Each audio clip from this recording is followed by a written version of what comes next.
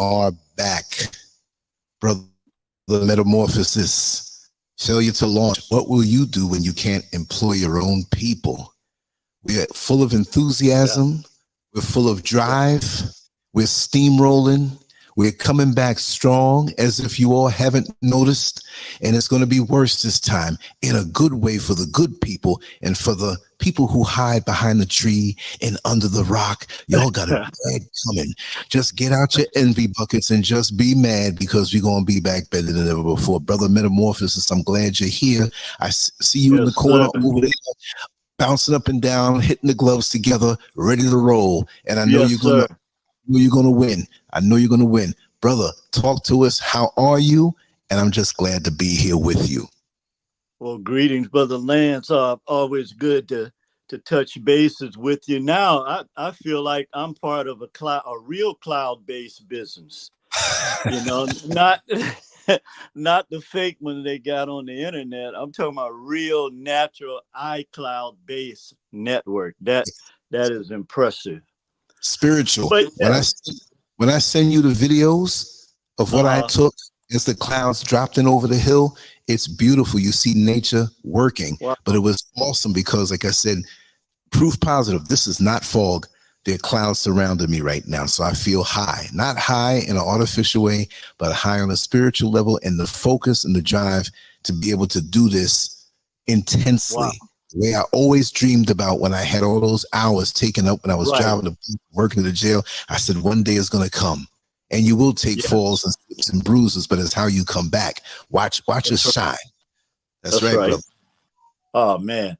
That is, you know, I'm just thinking about it, trying to get a picture in my mind, and I'm looking out the window, looking at the sky. It's not the same, but I can kind of feel it a little. But unless you are actually experiencing it, it's nothing like it. I can just see it though. But yeah, man, it's good to be back with you, brother. Because were you going to say something? Oh no, I was just going to repeat the fact that I had planted something that was about 6 to 8 inches tall a little over a week ago, and it's been raining every day. We're in a great rainy season. The soil is activated. All the plants are standing up. From about 8 inches, it's 2 feet now, and it's only been less than a week and a half. This plant, I'm going to have to do a time lapse or something on this thing. There's a couple of them and a couple of the other ones that I have, and I'm going to plant more mango trees. I got about 25 mango seeds back there. I can't put too much. It'll be too much. It'll be too much. We already have about 10. But what I'm saying is that the vibration amongst the plants and the trees, being high up in the air, the fresh air, doesn't matter when it rains, that's just cleansing. And actually, I'm gonna tell a secret. It was raining, right? My walls are up. I have privacy. I went out there in the rain and took a shower in the rain. Wow. That's, man. I didn't know nothing about no clothes. So I'm high right now. You know what? I can hear the difference in your voice and in your aura. I can hear the difference in your vibration and your aura. Man. Just from your energy that you've been producing in the last couple of weeks, and also whenever I talk to you. Yes. It's amazing. Yes, it is. Not me. It's the elements that are activating in me. You see, what's the point of wearing a black stone or this kind of stone and you're eating GMO foods? What's the point of pouring libation and doing your little rituals, but you're envious of your next door neighbor? What's the use of saying I'm a Hotep brother and a Kwaba and all of this stuff that we say to each other, but we have bad feelings in our heart? What's the use? Why are we covering up? Strip all that bad stuff away. We don't need to cover it. It's nice when we do things culturally, but in our heart, let's be love. We talk love, but we hate. Like, and I'm gonna shut up after 60 seconds. I have to say this. The woman got on my comment section today. Well, I hope that you will understand that the Africans don't like you being an American out there building this house, and you and Miss Scurv better keep your head on the swivel, because they gonna fight against you and they gonna come after you because they don't like us. I said, listen, you sound like you were listening to that government agent that wears the lip gloss, anti-African. All right. And I'm very confident that you will continue to pray for this to happen. But you know what? I'm confident that I'm going to hurt your feelings. You understand? I mean, man, in 3 paragraphs too. I didn't say everything, but three. I was like, really? Wow. I tell you, living good in nature is the best revenge. You would have thought that I was flossing off the Rolls Royce with some big mansion and chains around my neck and 3 naked ladies around me. I'm in nature. So you're so evil that you mad at me that I'm in nature. I stepped out of all of that. But you're mad. Man. Wow. That is, it's just so incredible, brother. Well, I, for one, I'm happy because I've seen the metamorphosis from the time you were talking about it, and it's manifested in front. See, and this is the real power that we have. Yes. That we're able to manifest, and during that time, who's to say that you're not going to go through detours? That it's not going to be a rocky road from time to time. I mean, that's life. That's called life. That's nature. Right. That's living.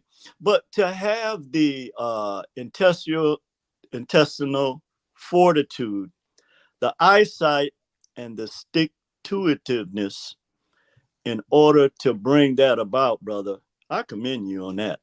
And you know, I know how our people are, and that's one of the reasons. As a matter of fact, like I tell you all the time, that you always, I don't even have to do a introduction anymore, because now all I do is wait for the clue or the cue from you, and then it just opens up everything. And that's the way it should be.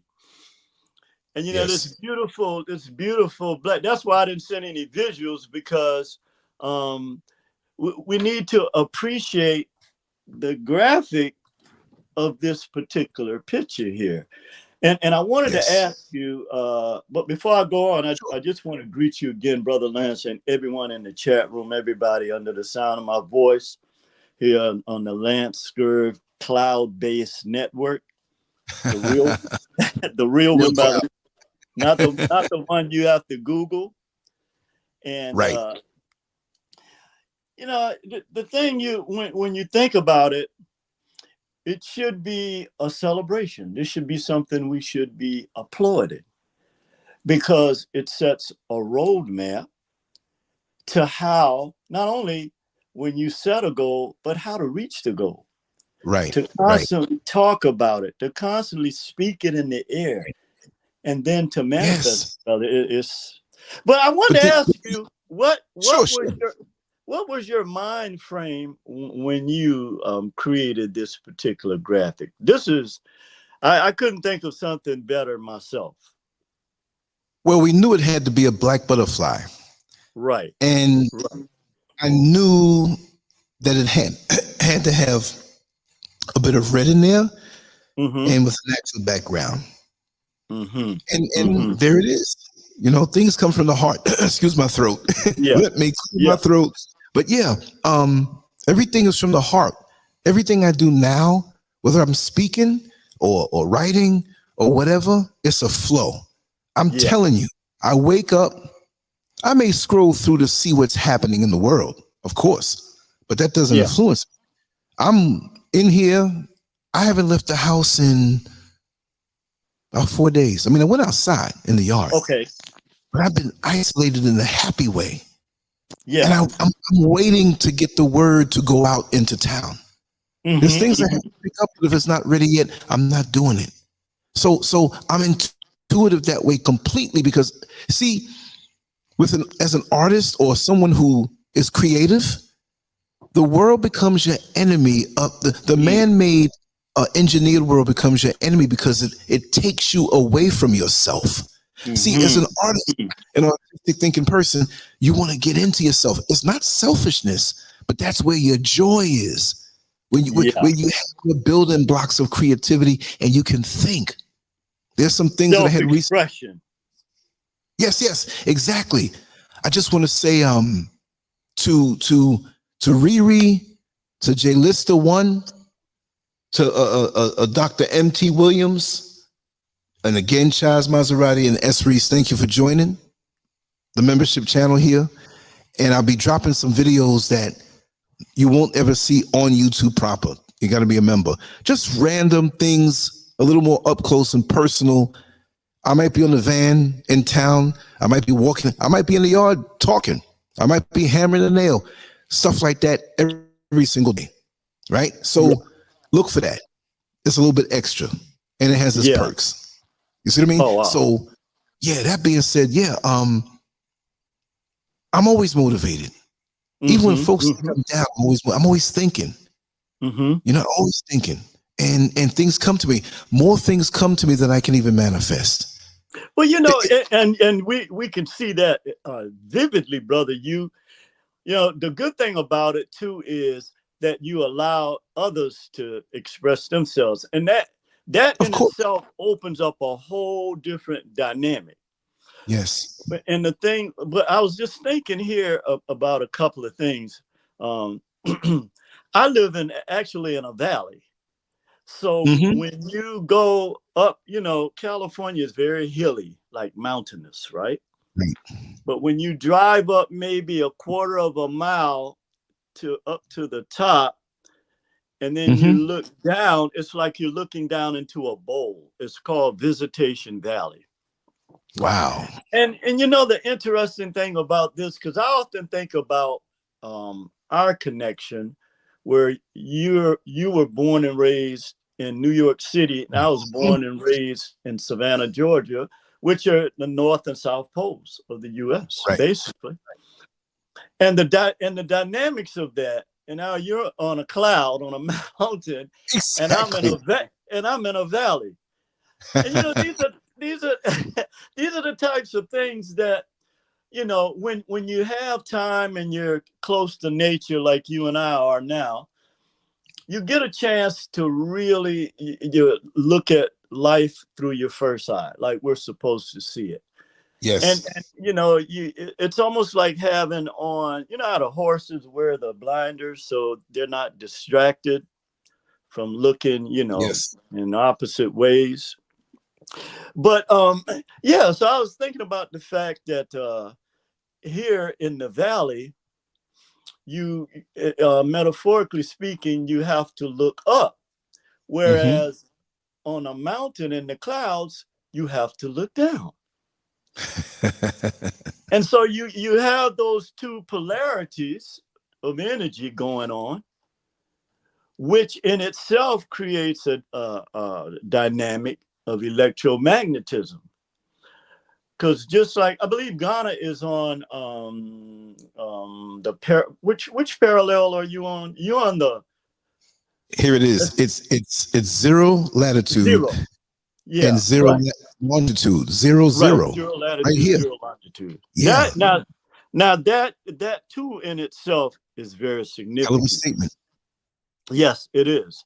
So, you know, I now that, and I wanted to kind of segue into what you were saying about the person that wrote those paragraphs.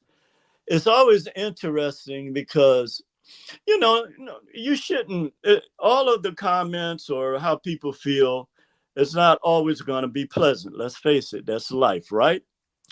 That's but right. to come on your show and to present that type of negative energy, you know, these type of people, first of all, they want to be seen, and they're angry at themselves, and then they project that onto you. Like, you know, the old saying, misery loves company. But we as Black people have a bigger issue, and this kind of points to the topic today and why we are in this condition we're in it's very scary, brother. Yeah, And when I say yeah. scary, I don't mean in a frightening way. I mean in the sense of look at what the generations of black children coming up, young people coming up under us, are going to be faced with because of our ignorance. And Ah, one of the things of living if in the, what we do huh?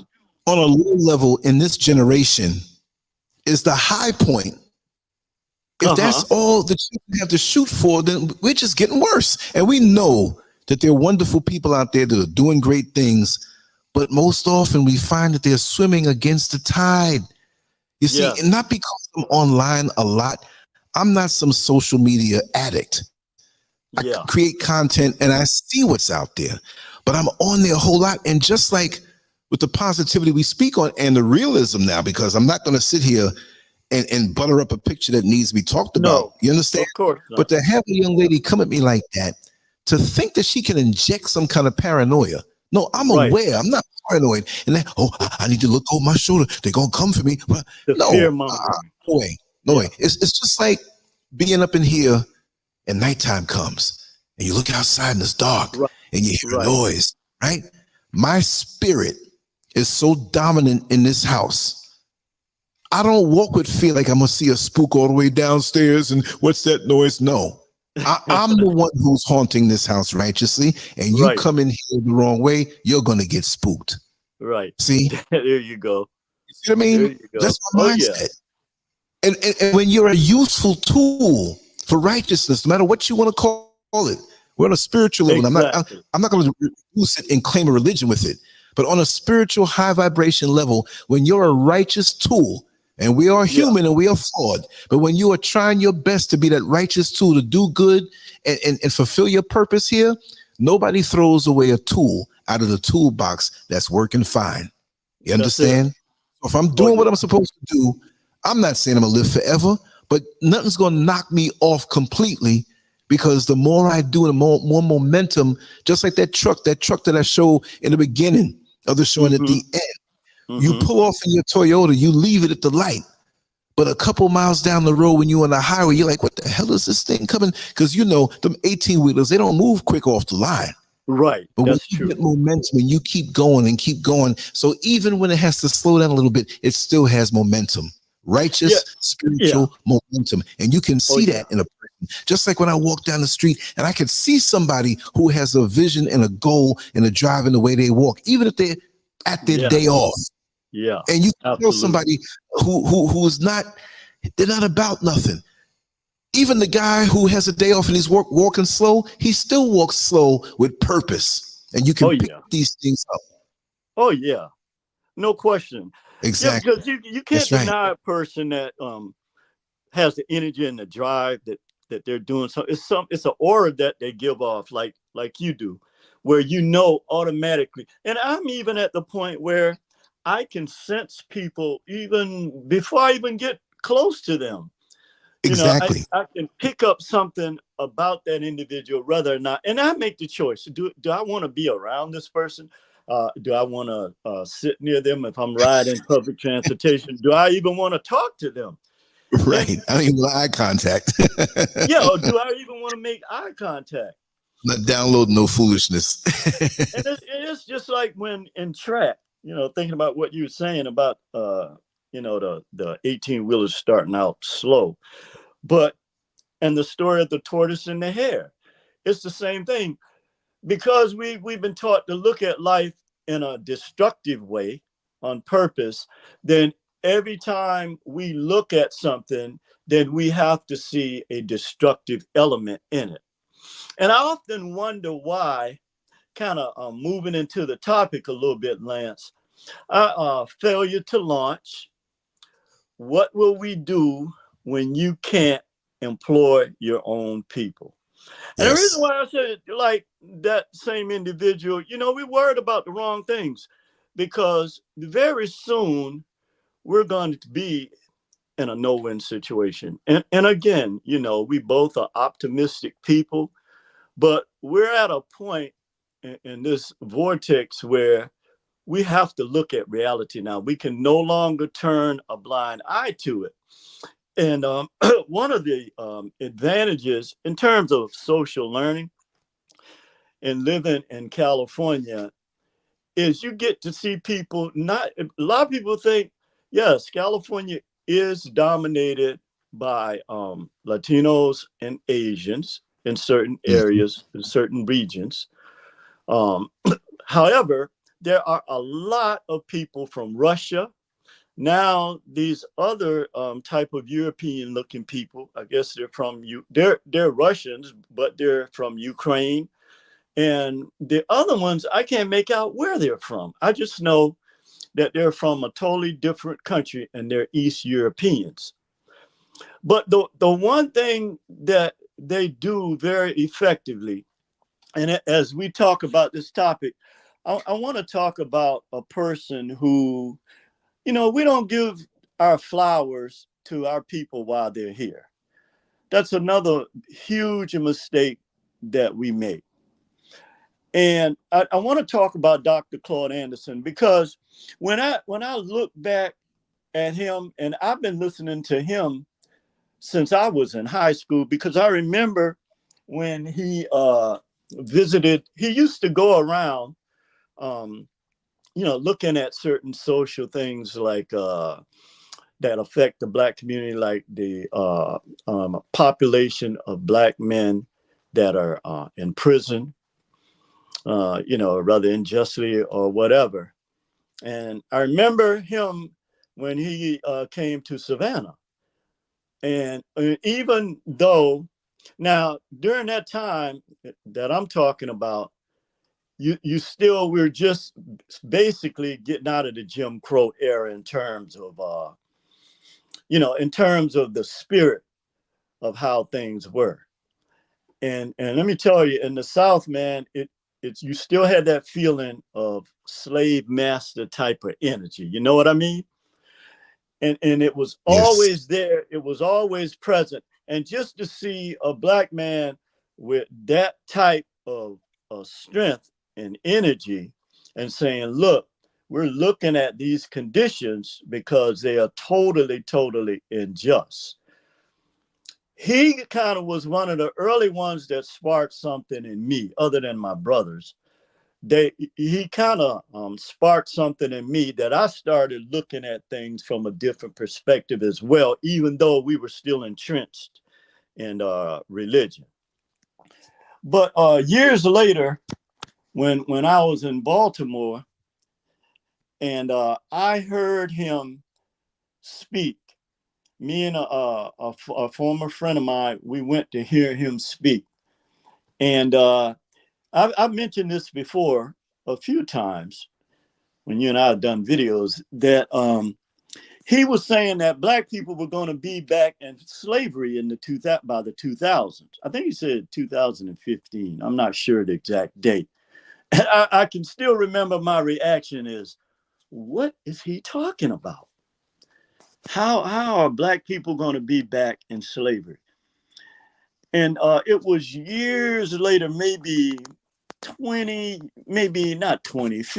years later, that all of a sudden I started to begin to see this picture. And so the point I was trying to make about living in California is, you see people from no matter what culture they're in, they're employing their own people. But the one thing that you see is when you walk around, you see that there are a lot of unemployed Black people. I don't care what, even at my age, I still have to get out and I have to work sometimes to make things happen with some of the projects that I sent you that I'm trying to put into motion. Not trying, I am putting into motion. But but you get to see, if you go into a Chinese place, it's going to be all Chinese people working. If you go in Asian,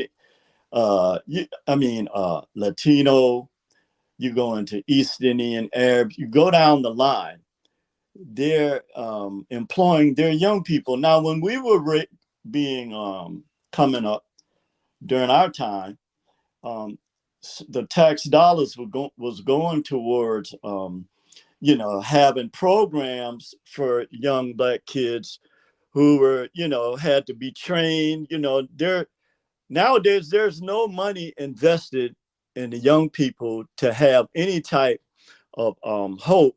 I don't care what kind of degree you have, they still have to go to the new employers are going to be Asian. Let me just put that out there. And to a certain extent, Latinos, you may not look at it that way, but our people have a major problem moving forward.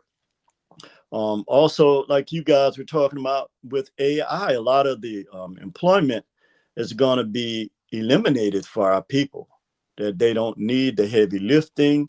They don't even need you in terms of, I mean, a computer can calculate 300 times, you know, what you can calculate. Okay. So why would they even consider going through the headaches with you?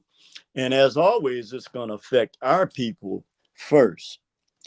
But then as I begin to, I started looking, and I was telling you, I was watching a lot of the old boxing championships, you know, where back in the heavyweight division, and then back when Joe and Muhammad Ali and Foreman, Ken Norton, all those guys. Right, yeah. Ernie Davis, Larry Holmes, that's right. Yes, those were some of the best. And then I looked at the Holyfield, Tyson. I looked at some. Do you remember this guy, Dwight Muhammad Kawi? Of course. And his original name before the Muslim was Dwight Braxton, and he was from New Jersey. Yes. Yeah. He was a handful. I saw some of his fights with the old middleweight championship fights with light heavyweight. And when Holyfield stepped up to higher up at cruiserweight, they had a heck of a fight. And people don't understand. Dwight Muhammad Qawi went up to heavyweight, and he was only 5'6". Yeah, and he was steamrolling a lot of these guys. Oh yeah, he was. I saw that fight he had with Foreman. That was a hell of a fight. But you know, styles make fights. Yeah, I don't think people understand that. You know, you do. And styles make fights, and it's just interesting to see the different styles with all the great. Because if you win a championship belt in boxing, oh, trust and believe you have put in the type of work like you, and you know, someone that has done what you have done. It takes real work to accomplish that. And so I was looking at what he was saying about the fact that it's a team sport. Yes. Okay. And I really started looking at that. And as I said, when you look at the different cultures here, you can see this, that it's a team sport. So I started thinking back about when I first started coaching, when I first got into coaching, it was really exhilarating on one hand, but it was also frustrating because now you had to put something you could not actually go out on the court and do. You had to rely on other people to get this idea done. So I started looking at what he meant when he said, the reason why we're going to be back in slavery is because racism, well, that form of racism is a team sport. And so when you look at it in terms of economics, there's going to come a time, this is what he was saying, where when you're not going to be able to employ your own people, well, we don't, because we're the number one consumers in America. I was looking at a statistic where just in the beauty and hair care industry alone, 90% of our women, we're talking about ethnic hair and beauty products. Yes. Okay. When you're the most natural beauty in the world. So you look at who's setting the standards for these different things that we look up to. But going back to what he was saying, and then I started looking at the fact that why are we're taught everything according to scriptures, right? So our understanding and our comprehension and interpretation of what a prophet is has been skewed. Because when you look at how Black people look at prophecy and prophets, okay, we totally get it wrong. Our prophets walk amongst us. And so we're taught to look at people from almost 2,000 years ago. But what we don't comprehend about prophecy is because the past, the present, and the future are all, simultaneously with us. Okay, and this is what we don't comprehend when we're looking back at what somebody said 2,000 years ago. No, we have prophets who are conduits, like you are, that are with us today.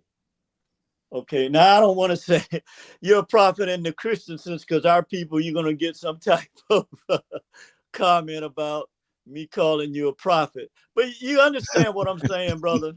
I know what you mean. And we're twisted in that way because, again, 99% of the archetypes in our subconscious mind, going back to this fear mongering with that person writing you a book in a comment section, is basically based on what white people have taught us. And, because when you look at the fact that we are, the number one consumers here, when we're only 13.4% of the population, it's mind blowing.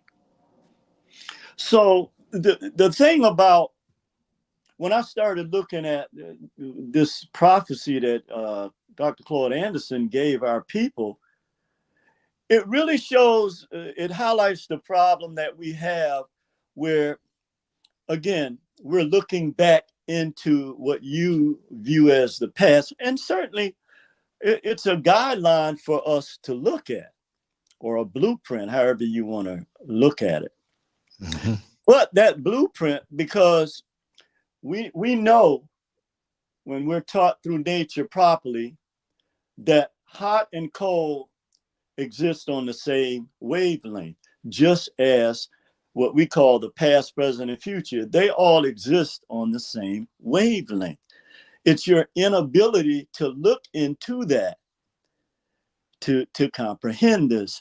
But before I move on with this thought, I want to tell you a story. And as I've told you this story before on a couple of videos, when I was living in Washington, D.C., I was invited by a friend. This lady, she was a clairvoyant. She had this gift, right?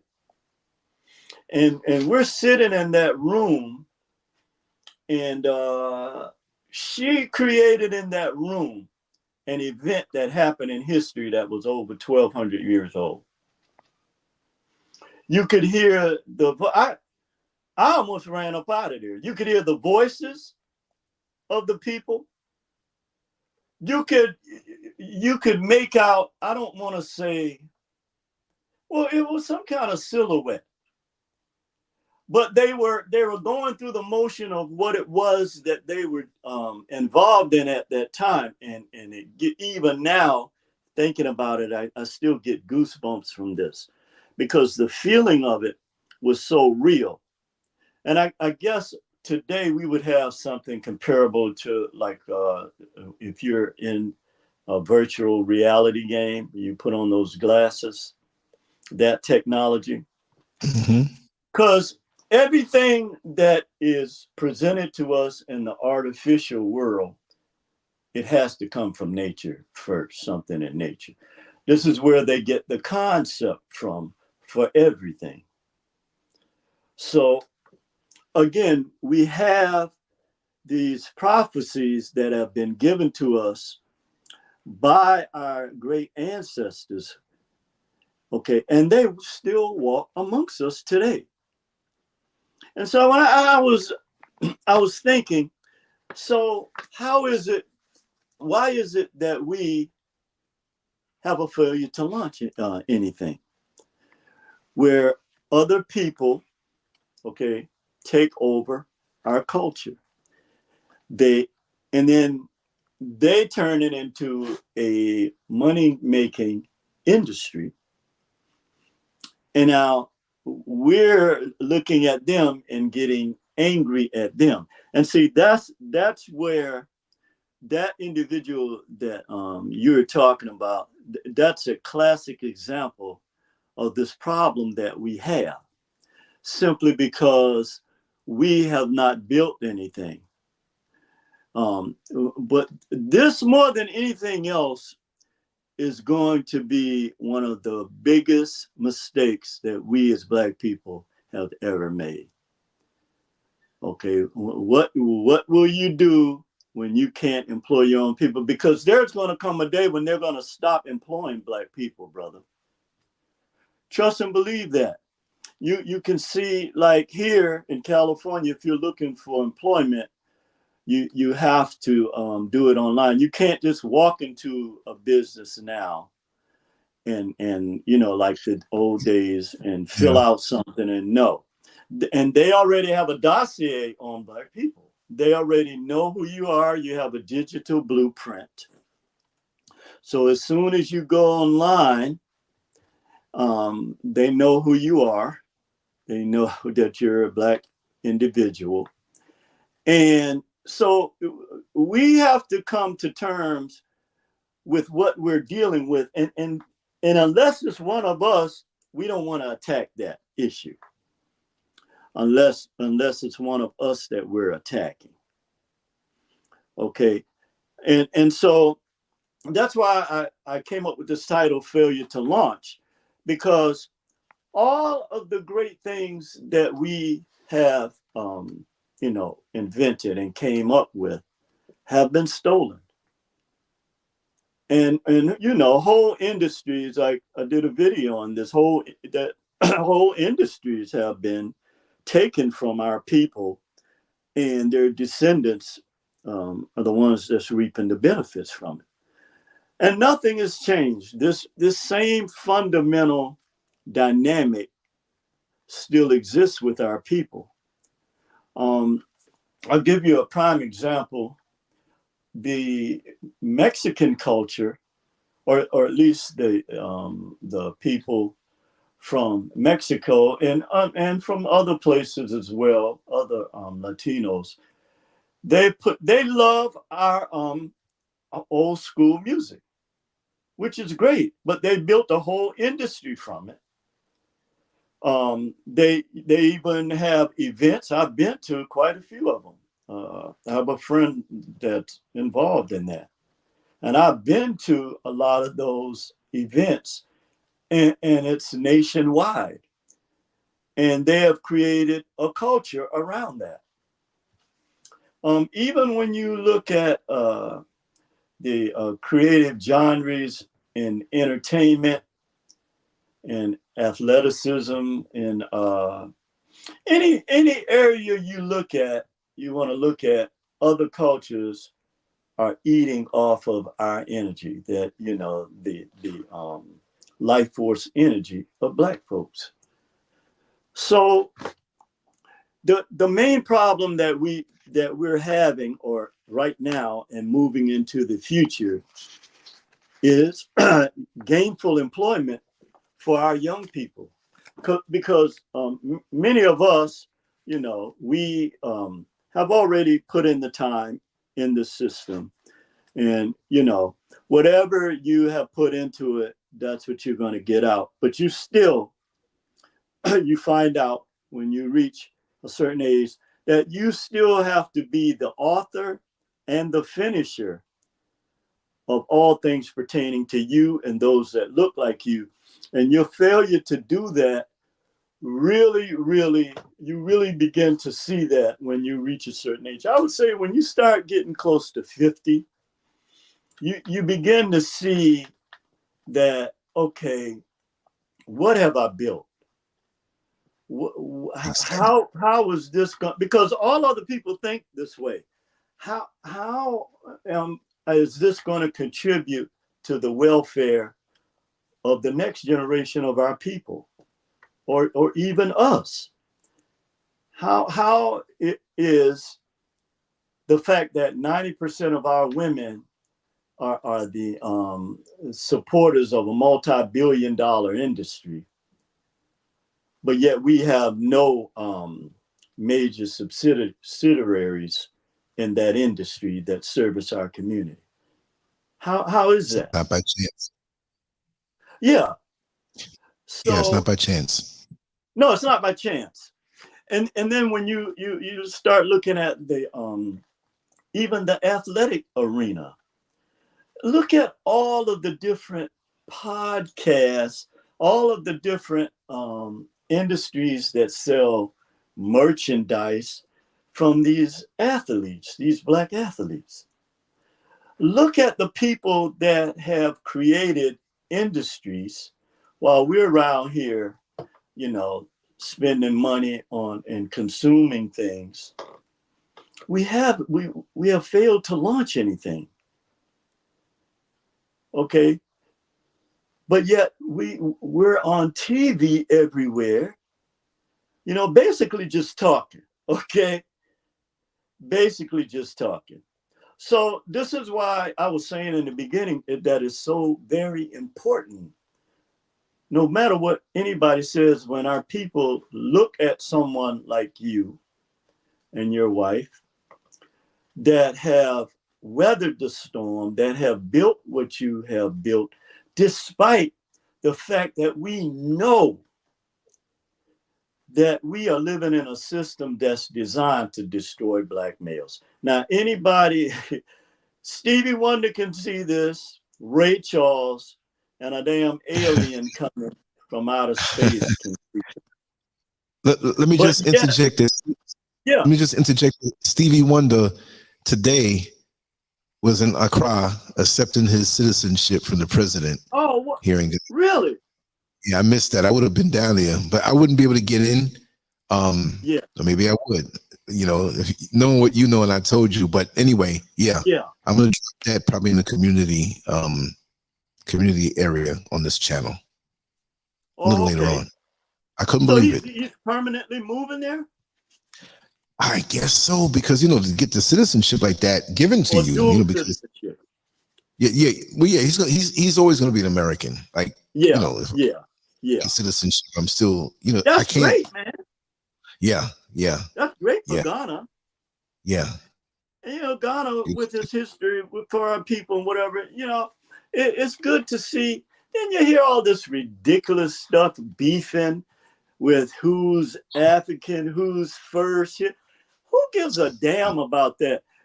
I tell you what, I know who's going to be last. I know that.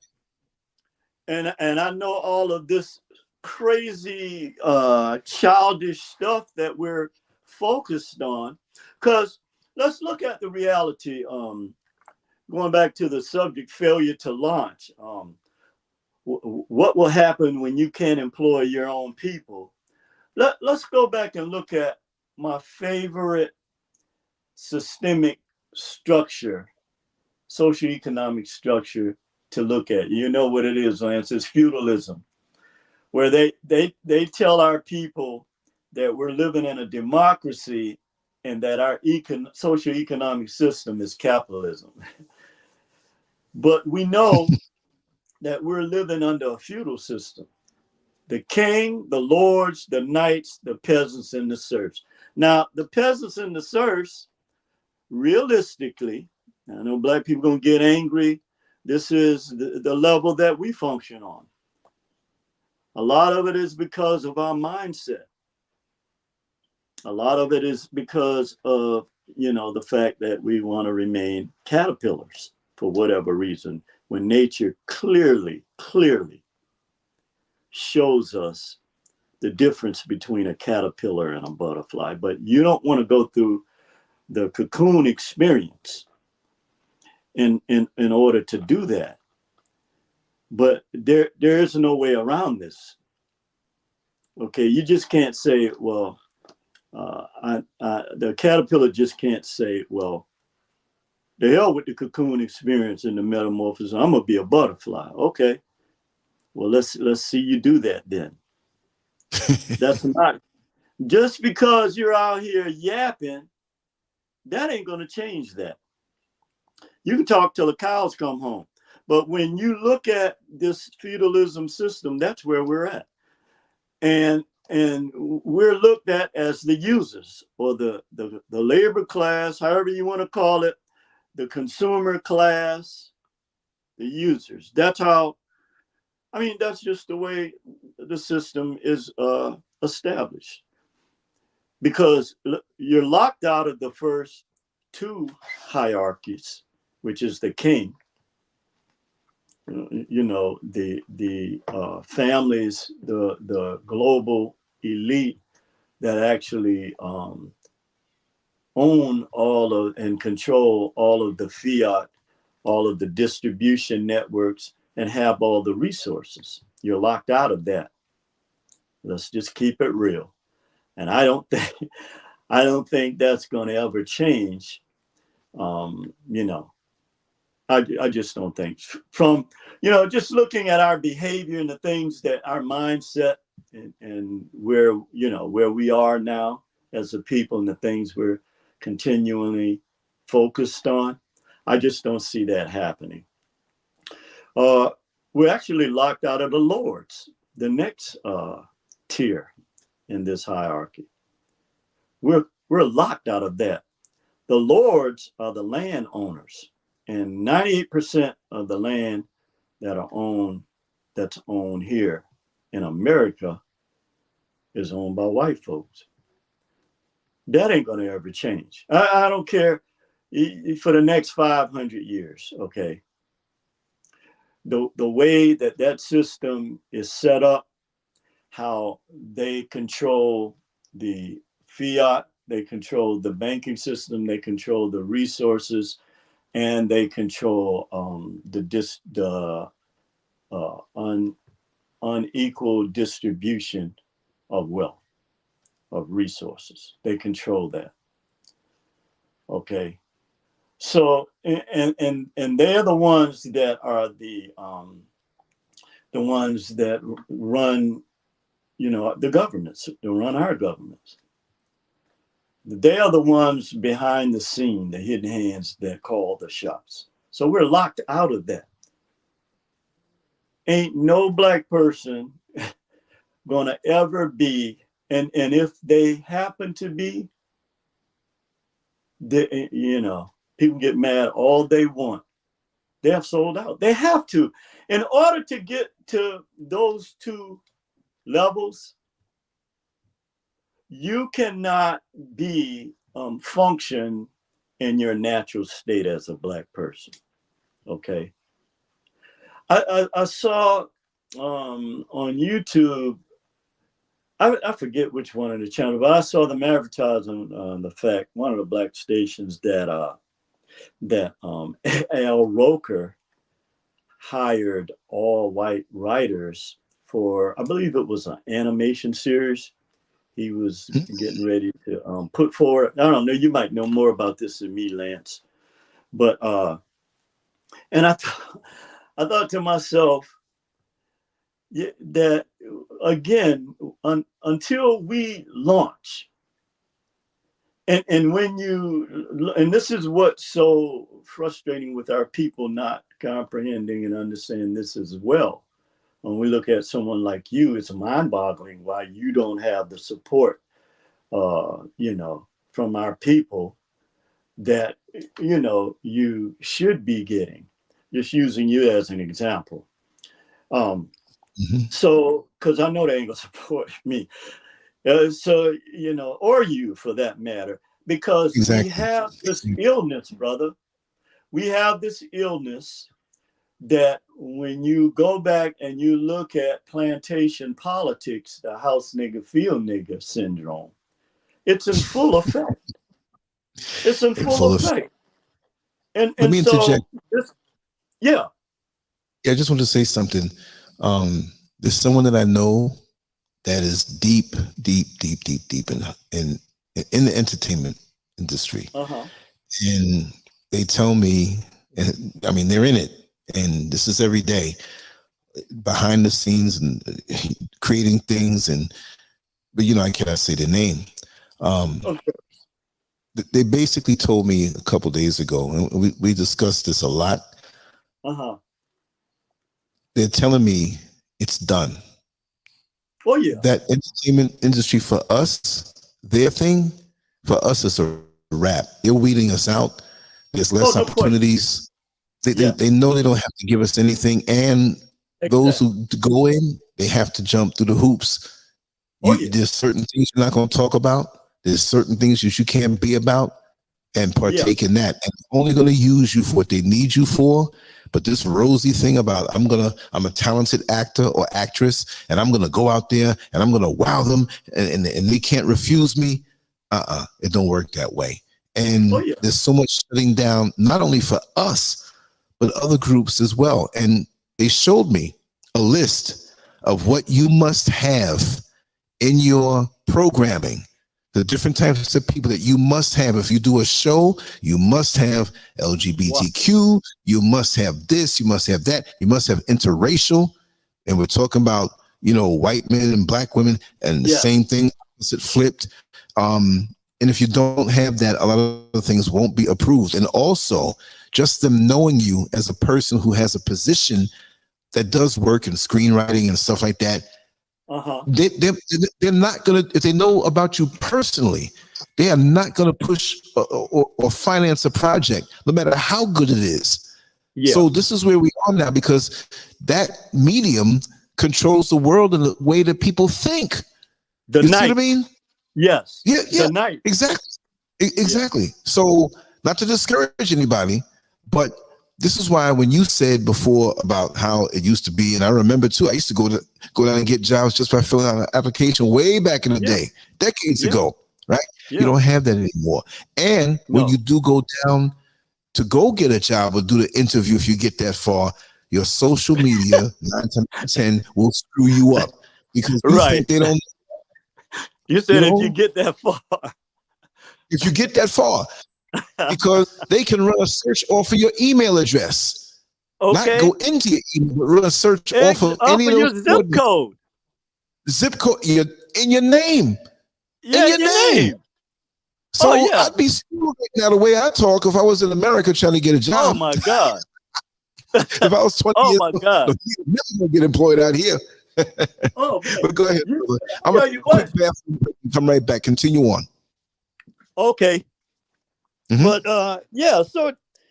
so when we look at the situation, so like what you were just talking about, Lance, the failure to launch is our biggest problem, because now our consumer power is $1.7 trillion. Now that's higher than many countries. You take that's higher than the GDP of Spain, Mexico, the Netherlands, and it goes on and on. But I'm glad you brought that up, Lance, because when we move down to the next tier, or the knights are the ones that actually run this system. And nothing has changed fundamentally. This is the overseer class. If you went back to the plantation, this is the class that actually oversaw the production of the plantation. So it's the same way here in today's world with those knights. They answered to the lords. Okay. And so I was thinking to myself, okay, now this is one of the levels that our people, a very small percentage, have excelled through because of various skills. Now, we have to be careful here, because also at this level, okay, it's skewed in terms of representation in all different levels of human activity. If you can go down if you want to look at in the medical industry, if you want to look at the legal industry, if you want to look at education, the only area where we're allowed any type of influence is in religion. Even in the world of technology now, there are all kind of ways that, just like we were talking, that now we can be effectively checkmated. So all of these things we have to consider. And I'm going back to the initial statement I made about Dr. Claude Anderson. Okay, the fact that this is a team sport. And you readily see this in California. I mean, every single culture here in California employs their own. Okay, or they have something, you know, and I know we live in the gig economy now, that much of what you can do can be done in cyberspace. Okay, that, you know, you don't have to really, you know, do a lot of, although there'll always be a need for that labor class, because again, you have to produce something from, you know, from the earth or from the ground when things need to be built. Okay. However, one of the other issues that we're facing right now, okay, not just in terms of the feudalism system, and now we're having this big battle between, it's almost like copyright infringement.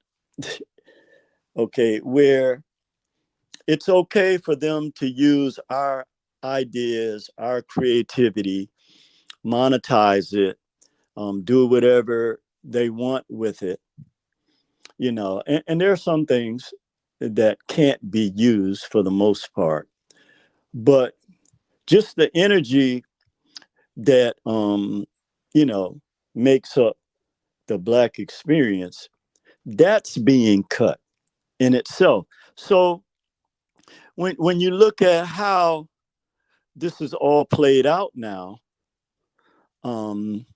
we're told that, and this is amazing to me, how we still buy this line, that when we think about building our own self-interest or building things that are important to the economic and social survival of Black people, that this is looked at in some kind of way like, oh, well, you shouldn't be trying to divide and separate. We're all Americans and we're all this and that. And really?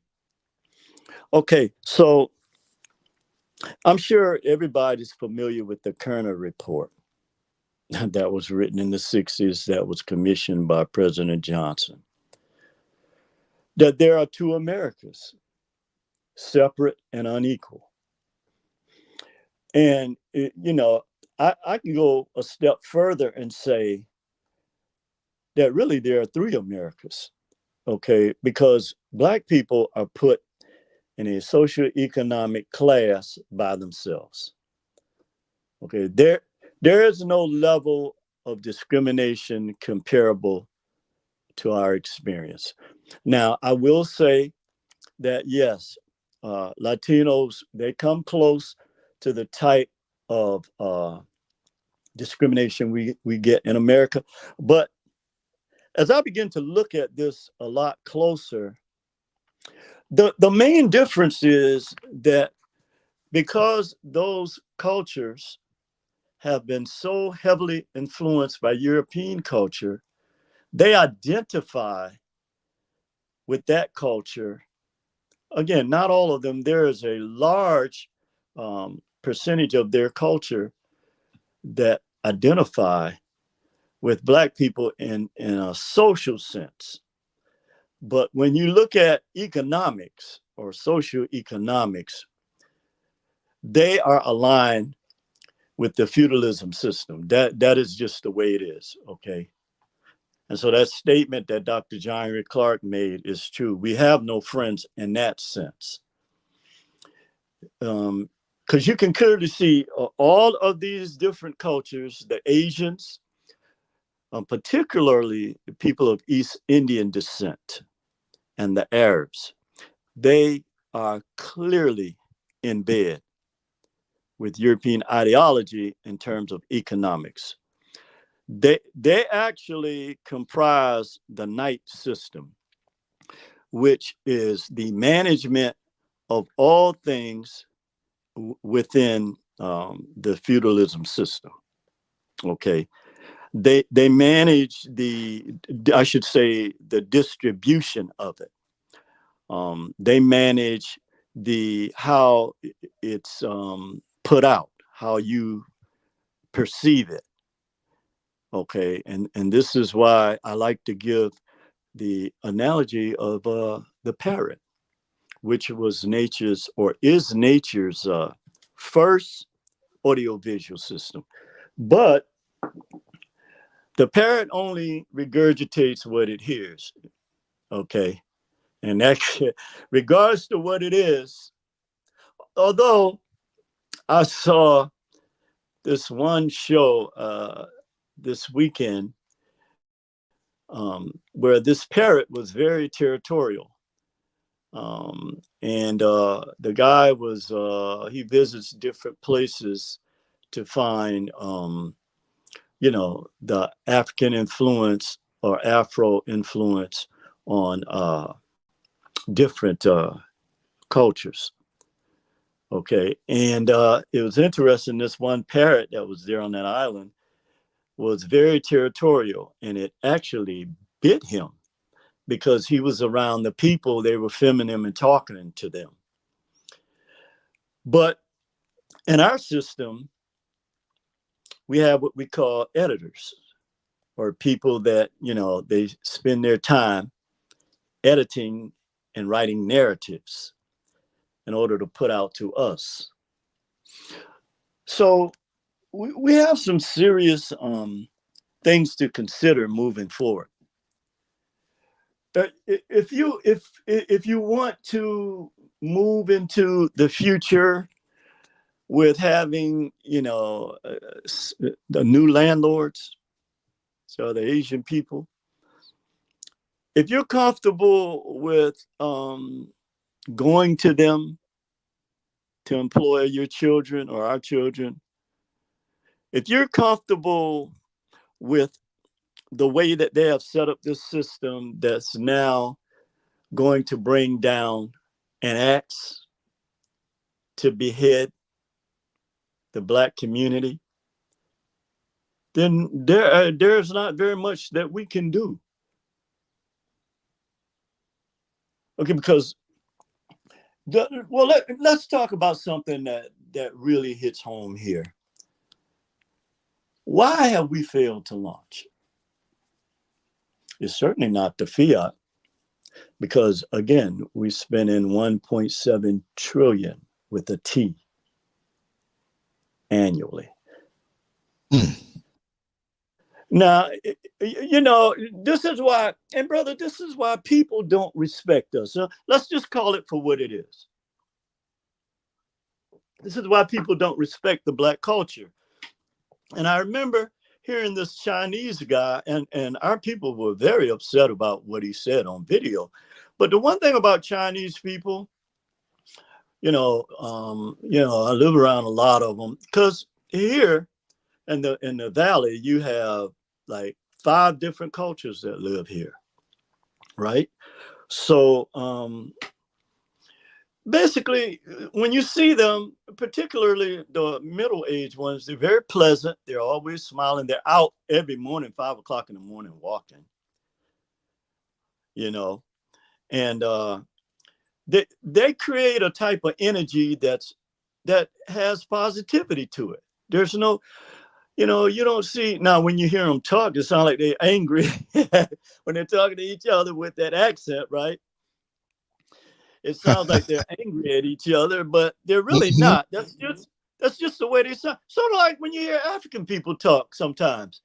You think that you know, they yeah. may be angry or what have you, right? But I can joke and it sounds angry. You know what? When you're out here, I'm used to it because now they put so much into the words, especially when Nigerians speak. They put and when they speak the language, the various languages, it's so much. It makes you feel like that little white rookie cop who lived in the hood right now. Oh my God, what's going on here? You know what I mean? Yeah. We all know that little skinny white rookie cop that's in the hood, and he doesn't understand his brothers on the corner playing dice. They're not about to ready to fight. Right. Yeah. It's a foreign thing to him. Yeah. No, you're right. That energy, and it's funny because this is how, before we were watered down so much, this is how real people. So way back in antiquity, the first people, the Twa, they talked with a clicking sound, right? So this is how they communicated. You know, white people started calling them pygmies, but it was so fascinating that they could analyze. They were the ones that came up with the first concepts of how to navigate and interpret nature, the Twa people. But yeah, they communicated they made this clicking sound. So the other thing that harms us so much is everything that pertains to us, the richness of us, the essence of us. You remember the old Essence magazines when Black women were proud of how they looked? Jet magazine. Man, you couldn't wait to get a Jet magazine. Sepia, remember that one? The late 60s. Yeah. You couldn't wait to get the next issue of Jet magazine just to see the pretty Black women, right? Exactly. And it displayed our women in a dignified way and showed that they have a nice look. It wasn't put out there in a bad way, but men of us said, wow, it's a beautiful woman. Also, she's going to the University of Virginia, or this. She's aspiring to be this. Right. Everything is just lewd in such a lewd way. Oh, no, everything now is twerking. That is the big, that is what our women who could twerk the best, who got the biggest ass. Exactly. Can twerk the best. And, you know, I was, so like I always do on Sundays, you know, I go down in the districts where, you know, our people are suffering. And you know, people from other cultures, mainly, you know, Latino culture. Right. And, you know, I go down there and, you know, I look around and an interesting happens. So one of the places by where I go to talk to people, you can rent out the place and, you know, have, you know, it's Mother's Day, of course. So long story short, these East Indian people had some kind of Mother's Day event. And the beautiful young girls with their culture, you know, the red dot on their foreheads and the way they were dressed and their traditional. And I have a friend I was in business with years ago from East India. It kind of reminded me of him whenever, you know, you're in their homes, you know, they love their culture, man. Yeah. And I was just looking like, wow, this is how they're raising their young girls to appreciate their culture. And I thought, I was like, how many of our young girls look at Essence magazine from back in the day? How many of them even know what a jet? We used to have, I remember on our table, man, we had every single Black magazine. Table. Exactly. All of the issues. That's me. Oh, yeah, me too. I grew up like that, man. That's exactly me too. Man, you know how we grew up? And, you know, you whenever you went to, like, the doctor's office or the dentist's office and wherever, they would have the Jet magazines. And, well, I know on the East Coast, out here, they don't celebrate the Black culture that much, bro. Just keep it real. Well, I heard. I've never been to the West Coast, but yeah. Oh, man. It is, bro. You say Malcolm out here, people want to look at you like you crazy. Now there are exceptions like LA, right. Oakland, but there's so much gentrification that has happened. Yeah. That we have lost our sense of culture. But again, like when they had the big parade for the Asian people celebrating the New Year, it was fascinating. I'm gonna tell you, I go to Chinatown, bro. I'm gonna tell you, it's fascinating. Yeah. And I do that because of it just stirs something in my genetic memory bank, and I yearn for those. How did we lose that? Exactly. How? And it always comes back, and that's how I came up with this title. It always comes back to our failure to launch. We talk a good game. Don't Okay. we?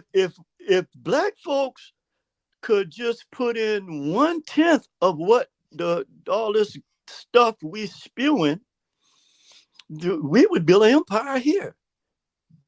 Tell me about it. Other people are building empires there. Other people are building empires. You Yeah. can say what you want to say about these Latino people, bruh. Okay. They are not making the kind of excuses we hear from Black folks. Right. And that's because they'll get out on the street and they'll have a cart and our people will be laughing, right? They making $1,500 a week off those carts. Yep. You go back a year later, they got a big ass truck now. They grilling. They selling. Yep. Let me tell you, you remember Parsons Boulevard? Yes. Sutphin Boulevard, Archer Avenue. If you remember Sutphin Boulevard, a block up from Archer Avenue, there was a fish market there, right? Yes. Yeah. And the Q9 bus, the Q8, the Q40. Yeah, the Q40. The green bus line when they had it separated in different colors. And so they had a thing called the dollar van. I don't know if you remember. Well, you got to remember the dollar vans. Well, that was a smaller line. I did the Q9 route. I left a job when I found out how much those guys made, right? I did the Q-line route too. With wait. You did the Q9 route? Yes. When I around what time, man? Tell me around what were the years? Okay, so between 1980, when did we first get to New York? 83 to 1980, but 1985. Because okay. That's where I know you from, but I didn't do it then. You did the Q9 route. You went a block. I'm sorry to cut the show. Oh, this is a private company, but we got to talk this now. This is exciting. I lived on 134th Street. The Q9 went up 135th Street. Right. I would walk down from 134th down 105th, which is a block before Liberty Avenue, and I take the car Liberty or the van Avenue. Yes. and go up. I would take those tokens. You could cash in the tokens. Exactly. I did it from 95 to 98. I got a whole slew of stories for everybody about that experience. Get out in the street. You think you heard stories from me? I'm gonna do a whole separate thing on that. But look, once I had a friend of mine that worked with me at Home Depot, Gerald, and he knew I needed more money than what they were paying. So he's brother from Nigeria. So he's like, I am going to tell you how to make some money. I want you in the morning so I can show you how to make money, but this is something we must keep between us.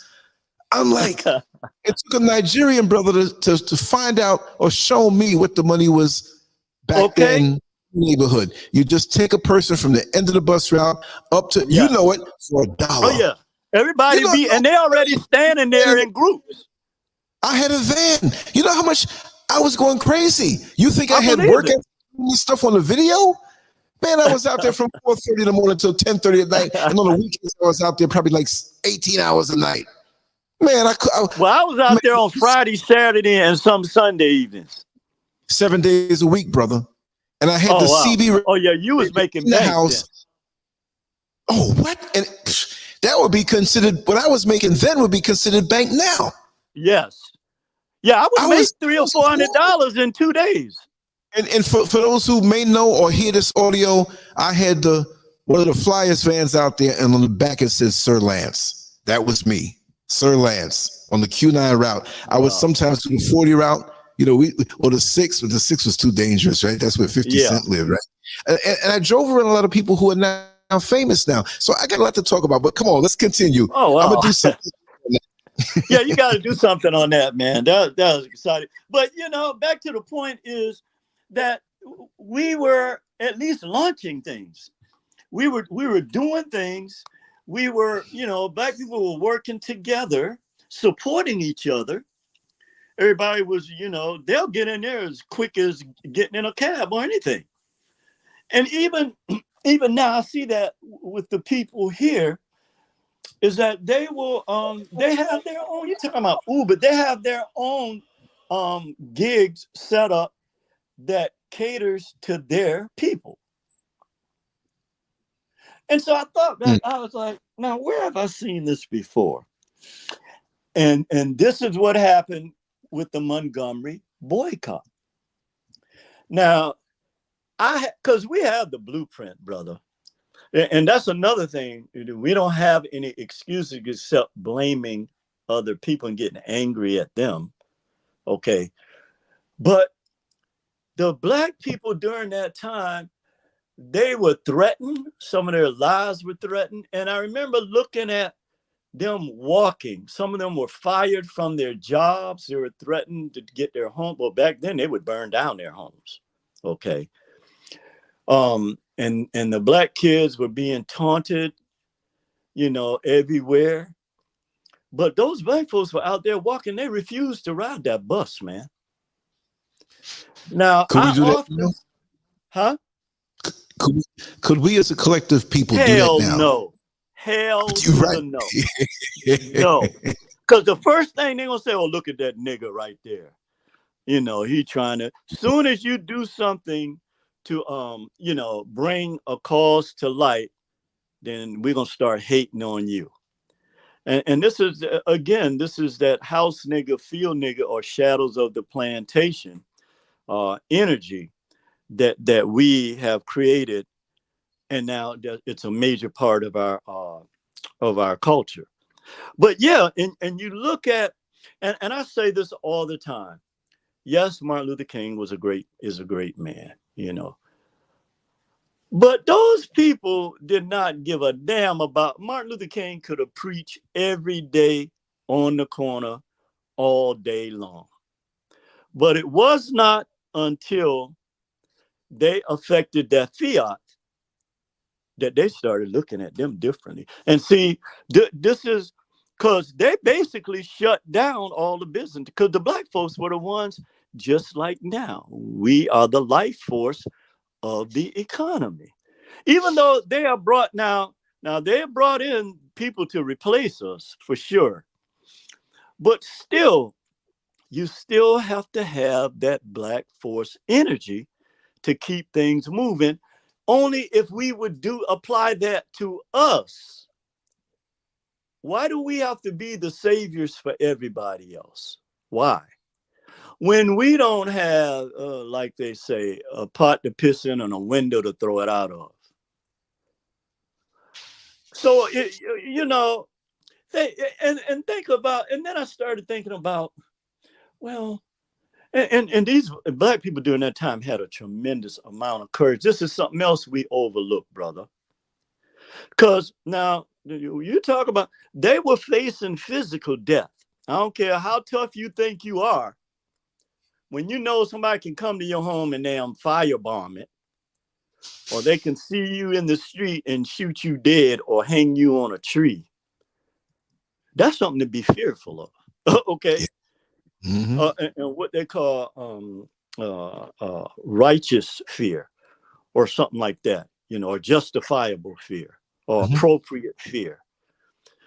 So this is another thing we overlook. You talk about all these fake tough people in today's world. They're not. They're sissies. Okay. Because the real, our people back during that day, and our women too, were strong. Knowing that these folks could just basically do what they wanted to them physically.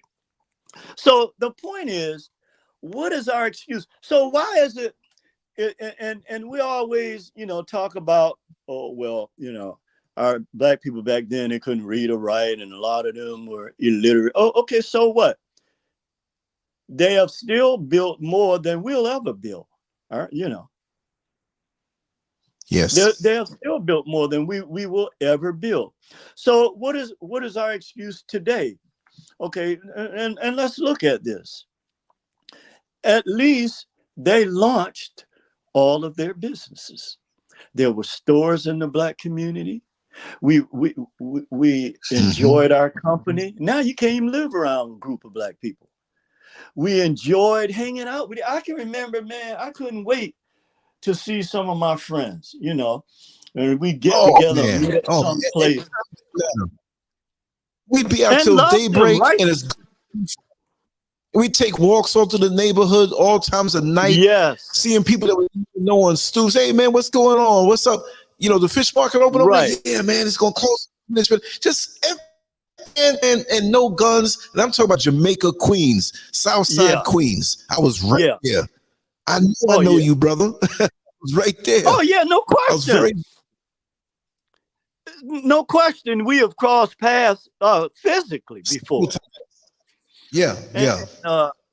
Because a lot, that's why I always say, I'm very thankful for my older brothers. They're all transition now. They're still with me in spirit. Because if it wasn't for them, I would have been stuck. Because every chance I got in the summertime, I was glad when school was out.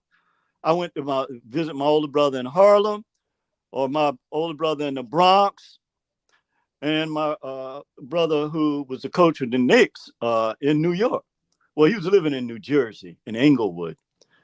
But and I often think about that. If I wasn't, and then the years I spent in Jamaica, Queens after I married Linda, right? Working for the city of New York and Brooklyn and all of that rich culture that was there. And it was such a contrast from Savannah, which was a huge slave port. I remember when I first became aware, one of my brothers took me down, they have what they call River Street, where the slave ships used to come and dock. They have, they erased a lot of our history, but Savannah was a huge, huge slave port, brother. Wow. And I remember the first time I went down there, and there was just some kind of energy there. And I felt that same kind of energy when I went to Charleston, South Carolina, decades later. And I felt that same energy when I visited the plantation in Beaufort, where my father and Joe Frazier's father, I often talk to you about this, were slaves. But there was something about that energy that it just gave you a feeling like when you saw black people in the South, there was like this morbid depression that hung over our culture. Yeah, cloud. Yeah, it was like a cloud, but at the same time, in this cloud, we still loved each other. We still loved our culture. That's right. Yeah, I mean, under all the threats, and how I remember when we were first bused to the white areas, and we still excelled. We still excelled, even in the face of all this adversity. They got it easy now, man. Yeah, too easy. Brother got it too easy. And, the thing is, yes, our people still are faced with these huge mountains. But at the same time, if we looked at our situation and just collaborated, let's just start out with collaborating. Okay, because you can't build nothing if you can't sit down and talk. Right. And then when we sit down and talk, we got this head nigga in charge problem. Okay. Who says somebody no, you're in charge of what you do. So we know Lance does the graphics. He's a great communicator. Okay, so we're going to use his skills, all right, to take us to this level, right? Okay, Mm-hmm. we know Neil, he can talk about social issues. He can talk about some historical issues. Let's let him do that. Or we have this sister over here, Mrs. Scurv, that basically is like a herbologist, okay? It's called Mm-hmm. so we have these skills in our community. And I remember Dr. He's from Harlem. Well, the brother's name escapes me right now, but he was Arthur Lewis. I know you heard of Dr. Arthur Lewis from Yes. Harlem. I remember when he did this dissertation on how Europe basically took over the world in terms of economics, and how they started out by taking all of not just the physical labor from Akibalan, but they built their system by taking our best intellectual people. They took our technology, they took our engineers. Because listen, bro, when you build stuff, you ain't just talking about the physical building. You have to have people that have the ability to be a carpenter, a plumber, an Yes. electrician. So when this ignorant person says there's some leadership in our government says that slaves should be thankful for these crazy talking points they made for what they learned in slavery. Our people had these skills long before any Europeans came to these shores.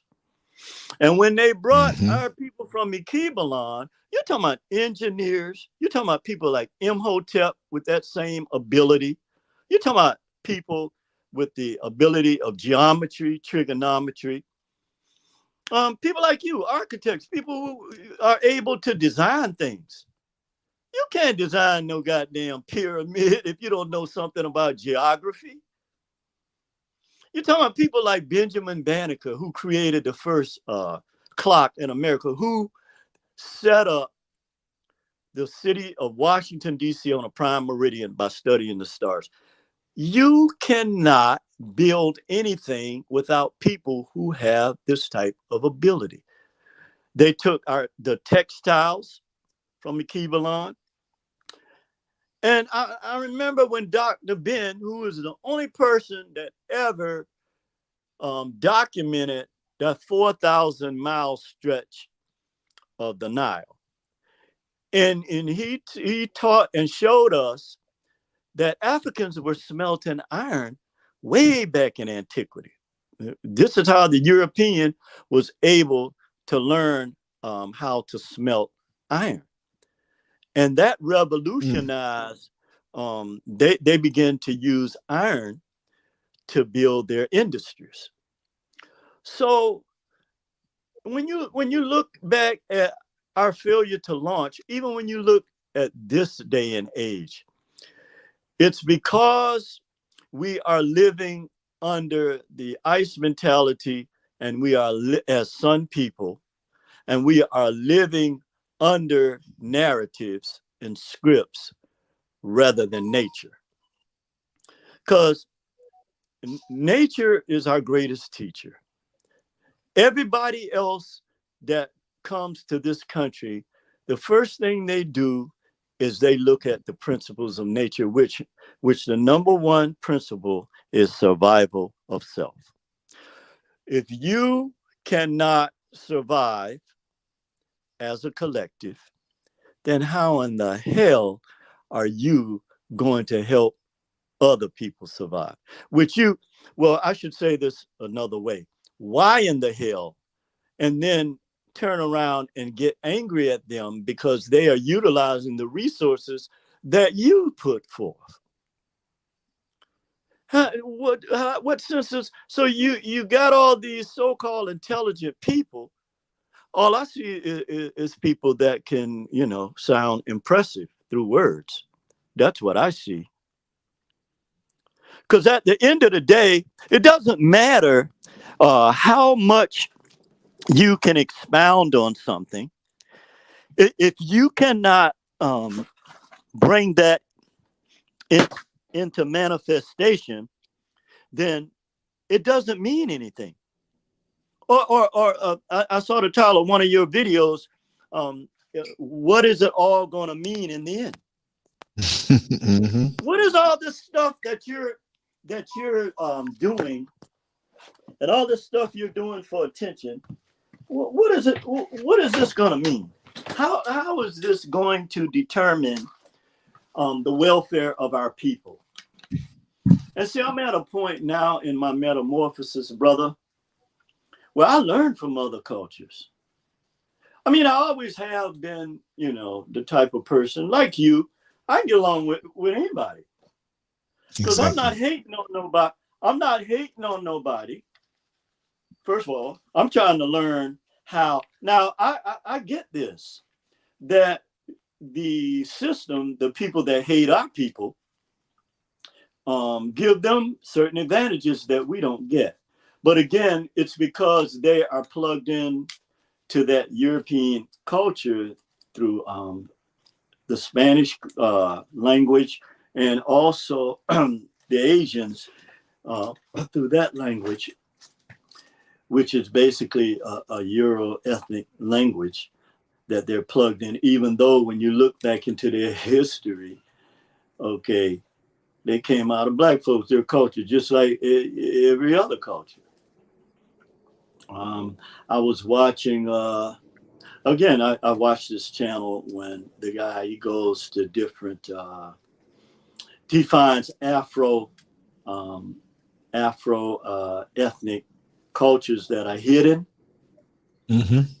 They hide our people away, and he had to travel through, like, in ancient Mexico, like way back in the marsh, like they were on an island, okay, and they said that as far back as they can remember, that people had been there for 300 to 500 years, and it's incredible. They have the same like dietary food that we eat, but they eat a lot of fish. That's why they have strong hearts. And so he went into southern Mexico, where the slaves had escaped this guy named Yanga. I'm sure you've heard him before.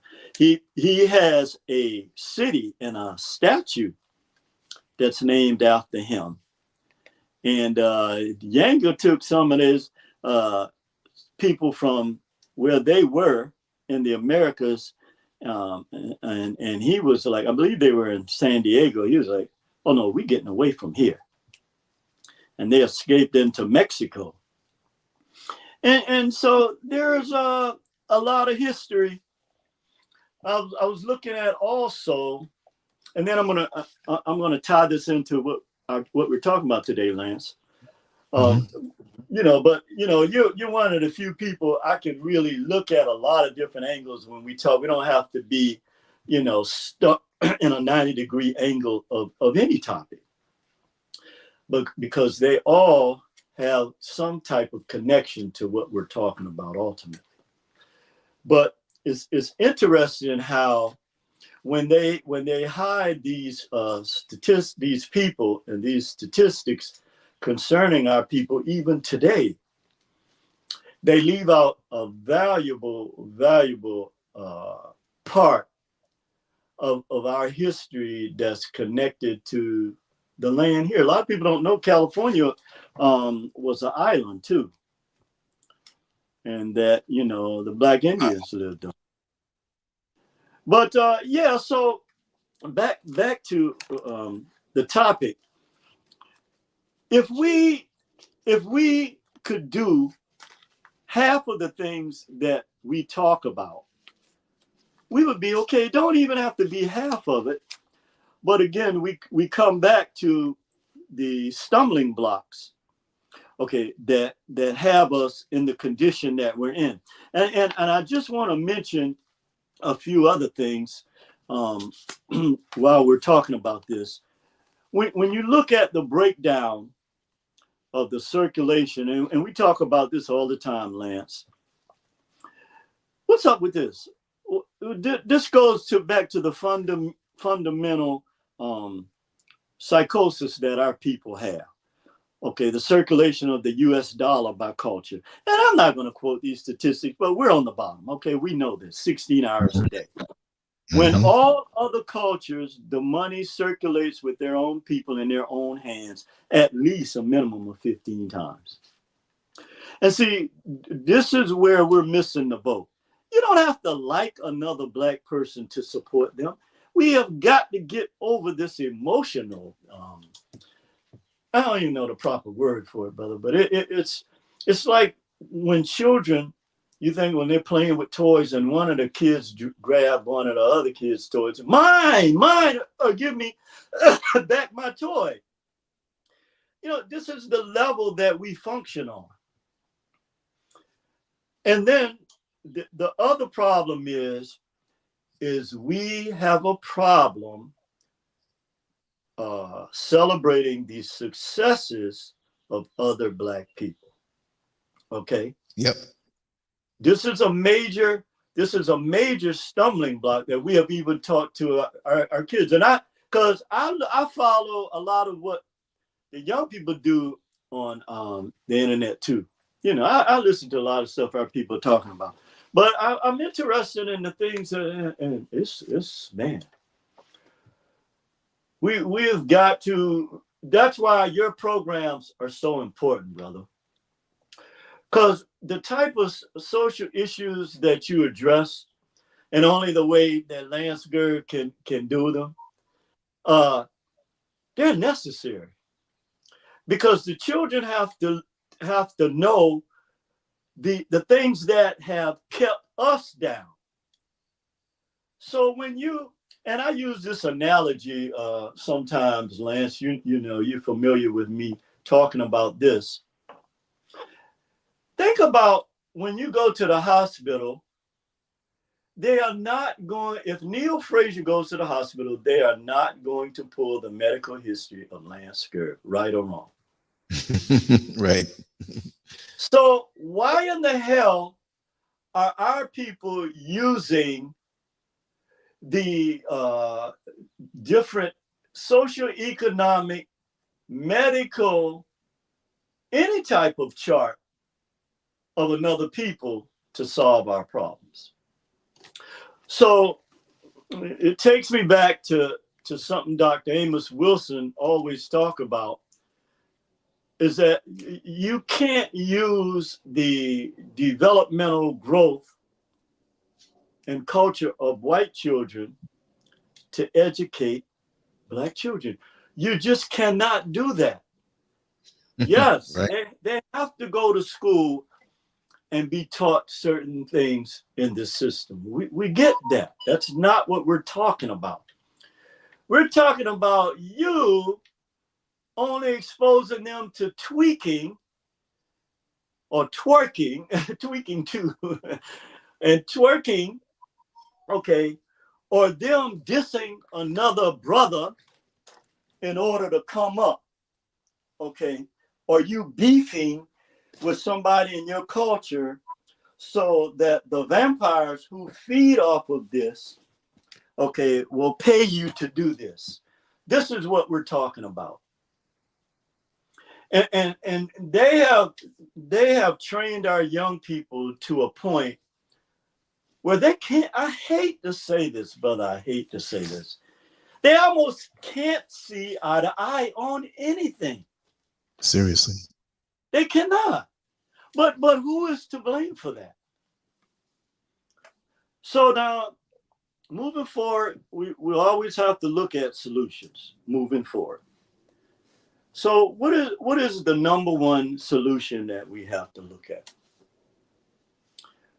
When you talk, and you know, I don't like to get in politics too often, but now our people are caught between a rock and a hard place, and this is something that is just not by coincidence. First of all, let's look at the facts, okay? There are no programs targeted to address the issues of our youth in the Black community. None. like all of the money is going to Israel and Ukraine, right? There is no, so who bears the responsibility to bring this to light? Black folks do. Why is it that you have to give your vote, or the political term they use, without quid pro quo, without something for something? Why is it that you, just off of your emotions, have to support somebody, a political candidate? Because I don't support none of them. Because none of them are going to do anything for our people.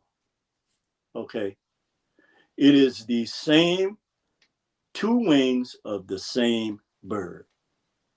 I don't care which one of these people you want to praise. I don't care what type of politics you're listening to. All you have to do is look at the feudalism system to understand and comprehend what you must do. Okay? Because, yeah, some of our people get to the night class. But when they get there, what do? They do what Al Roker did. Now, tell me how, other than the guy that, the Griffin guy that did Black Like Me, how can a person of European descent, I don't care, you could live around black folks all your life, born and raised,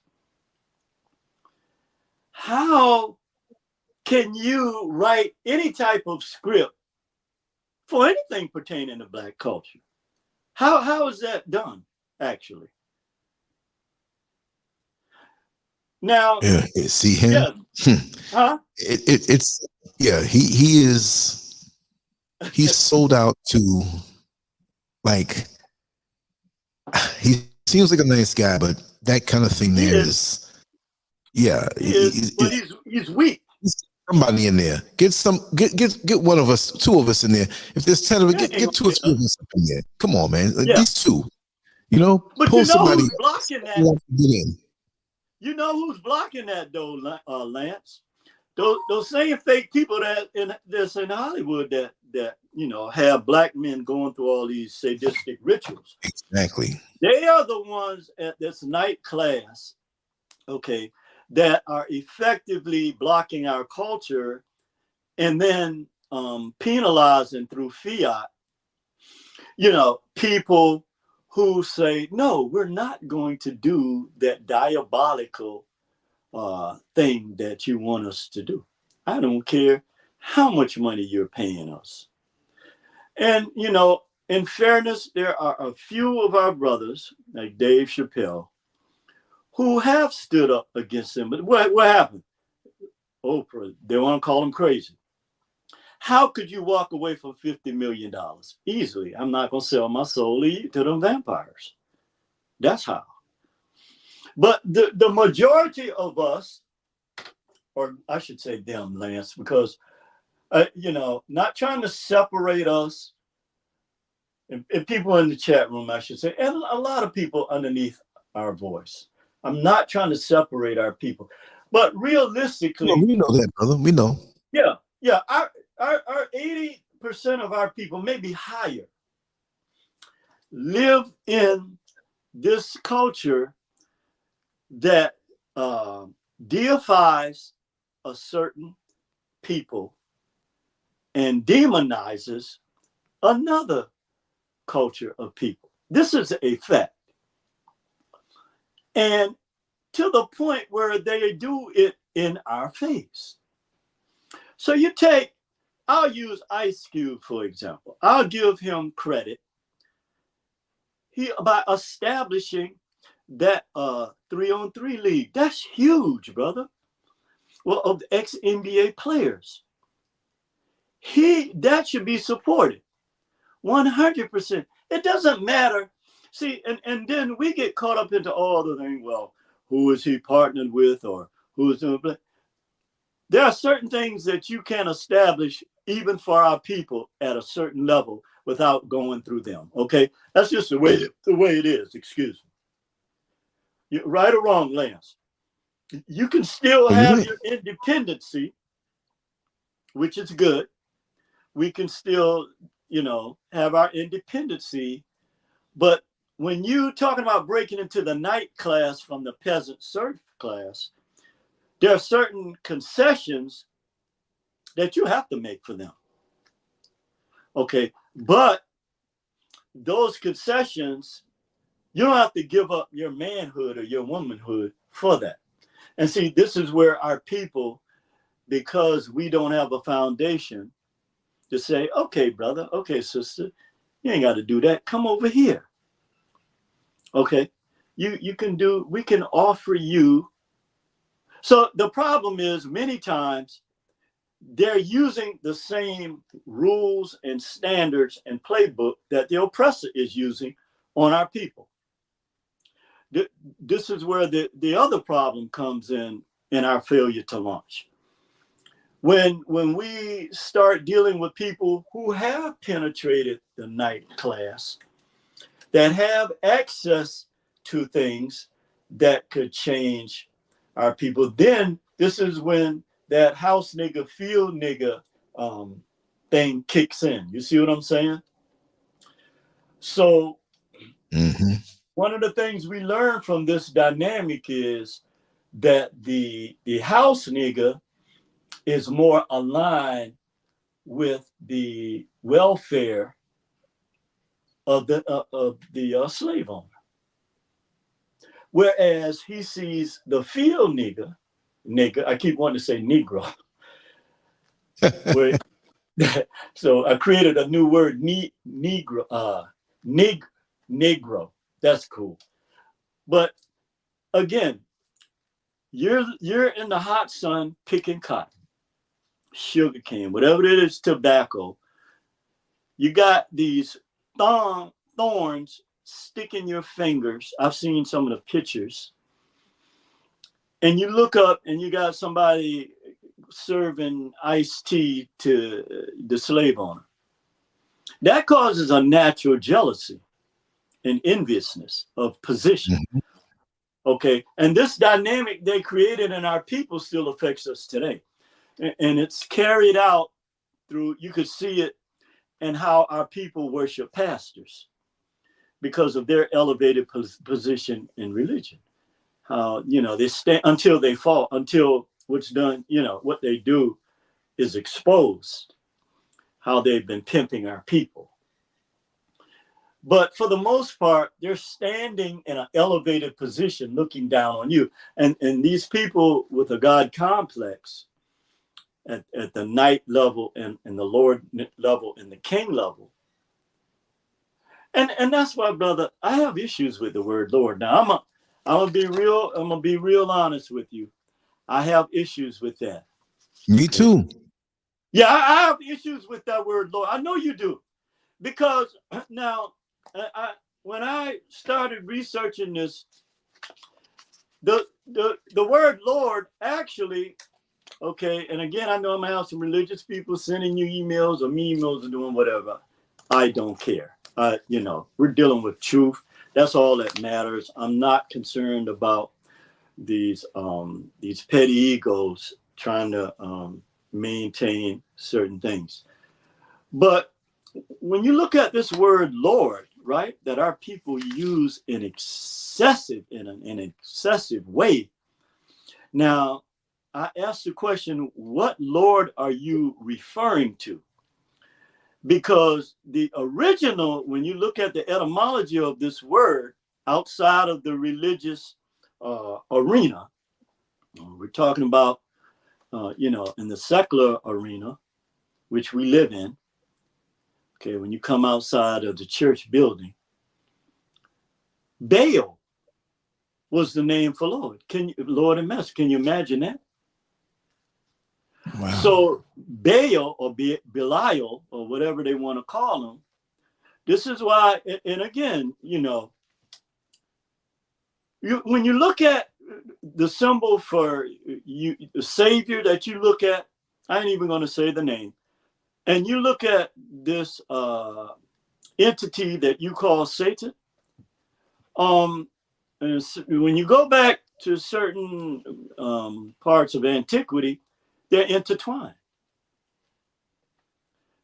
Because again, the word Lord originated out of Baal, B-A-A-L, which meant Lord and master, king, like the feudalism system, ruler. What else was it? It was, let's see, king, ruler, controller of the resources. Okay, the person that control all of the resources. Okay, which like you see today. So when you're saying Lord, and this is why I say that 99% of the archetypes in the subconscious mind of Black people is white people. So when you say Lord, who are you really talking about? Okay. When you get deep with this thing, which Lord are you actually referring to? Okay.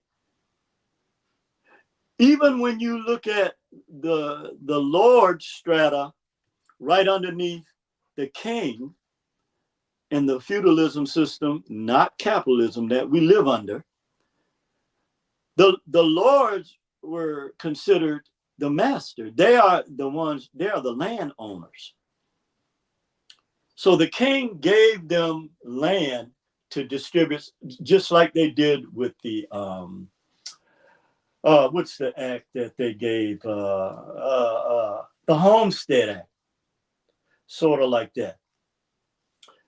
These are the landowners. So every time you use the word Lord in your subconscious mind, that's who you're referring to. Now you can say that you're referring to some deity or what have you, okay, but in the minds of the narcissistic people with a God complex, you're actually worshiping them. Now let that sink in for a minute. So this is why it's important for us to be on code with each other. And you can't do that with a split consciousness. Okay, so going back to the original concept that we had in the beginning when Dr. Claude Anderson was talking about us going back into slavery, it all comes back to this. What are we going to do as a people? I'll tell you what we're going to do. What they're doing now. Kicking in people's doors. Carjacking people. Why? Because the prison industrial complex is a part of this equation. The school of prison pipeline. So when you go to school, when our children go to school and they look in those fake history books and they don't ever see anybody like Benjamin Banneker or Lewis Latimer or Granville T. Woods or Dr. Shirley Jackson, they don't see those. They don't even see them in your home. So what happens? They get angry at us.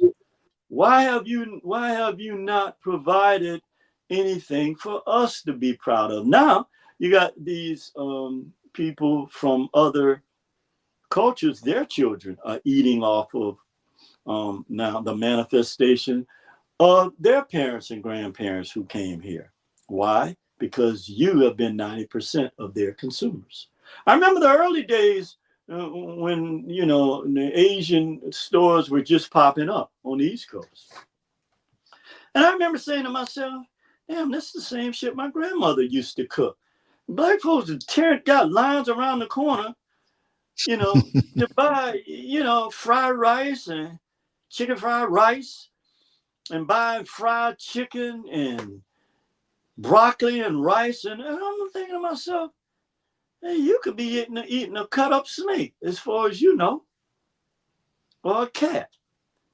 Because that ain't too far out of their delicatessens, okay?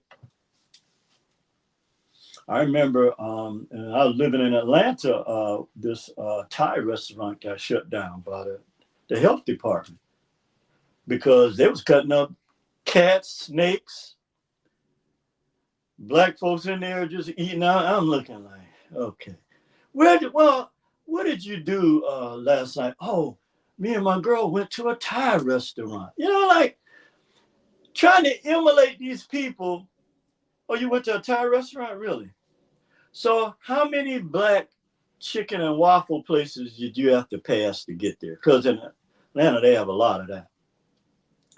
How many of those black restaurants where you don't like sitting in a black restaurant, you want to be in somebody else's restaurant so you can go and brag to people that you were in a damn Thai restaurant eating snakes, okay, that they call chicken, and cats that they cut up. The health department, this is not what Neil Frey, this is what the health department found. So, you know, I don't know, brother. I see now why only a third of caterpillars actually, did you know that only a third of caterpillars become butterflies? Wow. Yeah, there's a reason for that. I never knew that. Yeah, only a third of butterflies actually, of caterpillars actually, some of them die in the cocoon. Not a whole lot of them, but most of them never make it to that stage. And when you look at, so the caterpillar, now I will say this, they focus because they spend almost 100% of their time eating on the silkwood. Okay, they eat that plant. Now they do that because it is that plant, okay, that allows them to prepare, you know, biologically for this cocoon. It activates something inside of them. You see what I'm saying? Mm-hmm. So when you look at our people who are the closest thing to nature in terms of our biological makeup, then when you look at the fact that the black dot, which is the first chemical component in nature, everything else comes out of that. Okay, when you look at melanin, everything comes out of that. Okay, these are genetic facts that cannot be disputed. Okay, where you can even produce black people with blue eyes. I've seen some beautiful people in a keep-along. Black as night with blue eyes. They never made it with any European people. So, you know, we can create all different types of genetic material. We're the only people that can do that. Like albinism, right? Or albinism, however you want to say it. They, at first, our people were spooked out, you know, putting them in concentration camps or what have you, right? But as they began to appreciate that, okay, these are our people too. They're just like a what's the word I'm looking for here, Lance? They're like a I don't want to say mutation.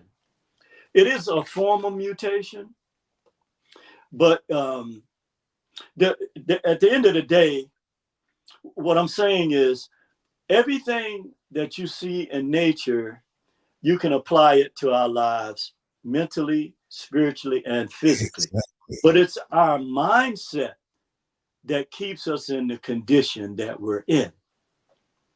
Now, let's say this is something I observed too. I learned this from Chinese people. And you know, Chinese people, they don't deal with credit, right? They deal with cash. At least the mom and pop businesses.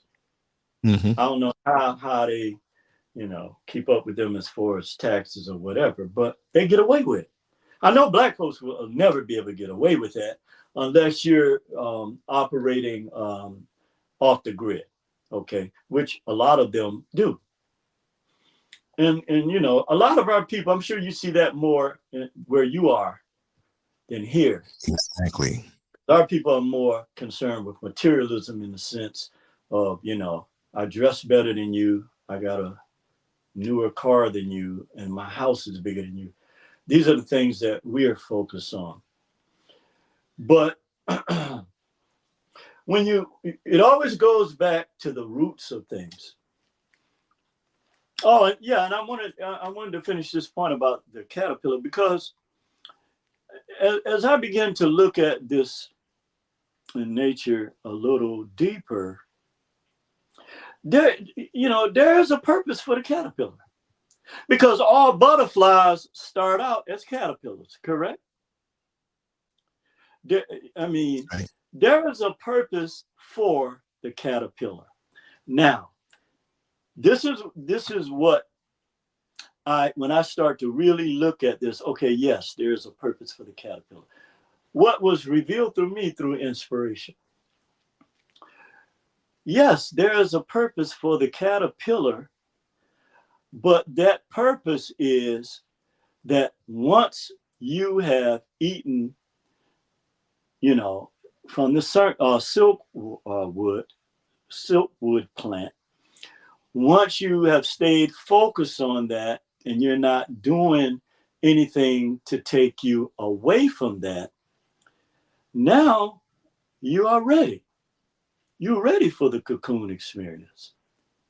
But let's say the caterpillars that you see that are not on a silkwood plant eating, they're walking in the streets or crawling around. They ain't walking. They can get stepped on. They can get ran over by a car, right? Hell, we used to burn. I hate to admit it, bro. We used to burn, I don't even want to think about that. I was a bad kid. But the caterpillars, their one purpose and goal, okay, is if you live out, and I'm going somewhere, and I know you and people in the chat room can go with me here, Lance, is that if you are putting your energy into the right thing, which is eating the silkwood that will prepare you for going into the cocoon for a metamorphosis, then there is no force in nature that can stop that but you, right or wrong. So if you spending the majority of your time writing a book in a comment section about something instead of eating the silkwood plant, which is really a green form of melanin, then this is why you're not launching anything. And see, our people spend too much time doing that. Worrying about things that have no intrinsic value, like the fiat that you worship. It has no intrinsic value, and you're going to see real soon that it doesn't. Because I had a dream one night, Lance, that I had those big black paper bags full of money? I mean, the garbage bags, those big black ones, garden bags. I woke up and I had a bag full of $100 bills in them. And I was so excited. I was like, wow. So I got out, because I keep, like bags. I just like bags that, gym bags and stuff like that. And I started feeling, I said, I want to take this to the bank. Wow, it's got to be over $100,000 in here. So I get to the bank, and the people at the bank, they call the police first when they see me with these bags, okay? They call the police. The police show up, and they say, what are you doing? What's in that bag? I said, it's my money. What's in those bags? My money. And I want to put it in the bank, okay, because I don't want to keep all of this money in the house. Right. Because our people used to have safes, right? They kept everything, in safes. And so, long story short, the police look at me and they're laughing and laughing. What the hell are they laughing? So I go in the bank and I put the bags on. They open the bags and the tellers look at it and they start laughing. And they were like, what do you want us to do with this, Mr. Frazier? I said, well, put it in a bank account. And they started laughing again. I was like, you know what? What is going on? It was like I was teleported into the future, right? Right. In my mind, it was a very vivid dream. This happened a couple months ago, Lance. And I'm like, what is he? I said, I want to talk to the branch manager. So the branch manager came up. He was like, can I help you, sir? I was like, yeah. I want to open a bank account and deposit my money, so I can do some things with it. Because legally in this system, if you have over $10,000, you're going to have a problem if you can't justify where it came from, right? So he looked at me. He looked me up and down. He looked at the clothes. It had to be at least 10 years in the future.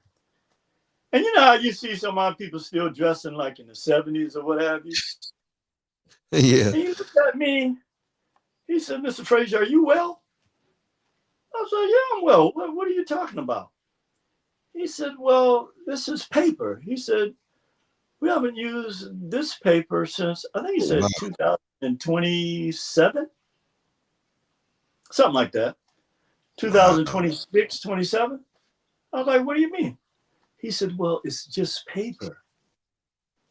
I was like, oh. And then everything went black. The dream ended. And so I was like, okay. When they change this fiat, because it has no intrinsic value, it doesn't, and you go somewhere, they're going to ask you, what type of resource do you have? What do you have? Right. And we don't have anything. Mm-hmm. But this paper that we worship, like our young kids throwing it up in the air like it. They're getting ready to close the door on that, brother. And you've heard me say before, when I was living in Washington, D.C., I used to have to walk coming home from ARE. When I was working there, I used to have to walk by the mint department. And the first time I saw these guards pulling out all of these bales of money, I'm like, now, what are they doing with all those bales of money? You know, old looking money or whatever. And so I walked by and I saw that it was an African dude. I think he's from Nigeria, because a lot of Nigerians are, you know, on the East Coast, right? In DC, in that area. And so he said, oh, that? You know, in that thick accent, he said, oh, they're going to burn that. I was like, what? Hand it over. Huh? I said, hand it over before you burn it. Okay. He was looking at me like, what do you mean? They're going to burn that. I was like, what? Can I get one of those bales? Right. I'll help get rid of it. Yeah, I'll show you what to do with it. And he just had this strange look on my face, like dumb Americans, you know. Just like getting KFC chicken after it closes, they bring it out. Yeah. Yeah. Because most of the time in these fast food places, you ain't eating nothing but leftovers. Exactly. That they warm up, they put in the other than French fries, they just reheat it like the microwave. And that dream really stuck with me, man. And I'm thinking to myself, man, something is getting ready to happen. So already, this is the point I wanted to make, that see, our people don't game plan the right way because we are still thinking that this moralistic lie that we have been sold, okay, applies to us. No, it does not. You got to fight like hell. Okay, so yes, it's a team sport. What team do you know, okay, that would automatically allow another team, just hand them over the championship? Here, you take the championship. You know, we love your team better than we love ours. Say the Warriors and the Lakers, right? The Warriors say, okay, well, you know what? We're not going to play in the fourth quarter. we'll let you guys win, and then you win the championship. What kind of sense does that make? But this is what we do. Again, 1.7 trillion with a T consumerism every year. None of this money goes towards building any. Hell, one of the things, the dreams I have for the Academy is to have a rec center that our children can go to. Although there are beautiful centers that basically they are built by the county of San. The only reason they built in that area now is because the Asians, you know, they have taken over pretty much certain areas. But they put money up. They put money together they have the concept of, you remember the old collabs we used to put together in the communities. So this is why they the different municipalities invest in places where they live, because they know that they're going to pool their resources in order to make this happen. But I'm talking about having a center and a rec center that have the pictures of our ancestors on the walls. And sometimes I'm dumbfounded. I'm like, why can't, okay, so our athletes are making good money and they work hard for it. They're making stupid paper. But what is preventing 3 or 4 of these guys of getting together? And I have to give kudos to Magic Johnson, because I remember when he put the movies, I was living in Atlanta, movie theaters, yeah. And he made an effort. But again, just like they did Marcus Garvey, there was not support from people in our community that have the ability to help them grow. And you don't have to be, here's the other thing. Everybody want to be out front in front of the camera. We talked about this before, man. This is where other people excel as well. They have connections with their people who are behind the scenes and making things happen. So like, well, you're like a rarity. You're in front of the camera and behind it. So you know, you're like 2 in 1. But the majority of people, they have some kind of contact that's on the inside, while they're on the outside, you know, making things happen. But what happens with our people is, now imagine this. We don't want the people behind the scenes to get no credit for nothing. We want to be the ones to say, oh yeah, I did this. I'm the one that made this happen. I didn't have any help. I even saw this crime story or show that I watch sometimes, where this black guy just killed 3 people. He's on the run for about 2 months. Picture all over the news. He killed a black female cop too, trying to get away. Just killed her in cold blood. He didn't have to, but he killed 2 other people. His girlfriend, who was pregnant with his child, he killed her and the baby, and shot her brother, trying to defend her. So when he got caught because he went in Walmart to buy something early in the morning, and somebody that knows him saw him. But his big thing, the one thing he was concerned about, is that he did everything on his own. Nobody helped him buy no food. Nobody helped him hide out. And come to find out, you know, several people did. But, you know, we have this thing that we've been fed, this pull yourself by your bootstraps up bull crap. That is impossible to do in this system. Okay. Now, you have to be the driving force behind you getting there, like someone like you. You have to be the driving force for someone getting there. But you still have to have people who support you in whatever capacity they support you in. It's not always monetary, although it would be nice if our people did. But, you know, the encouragement, the inspiration, all of these things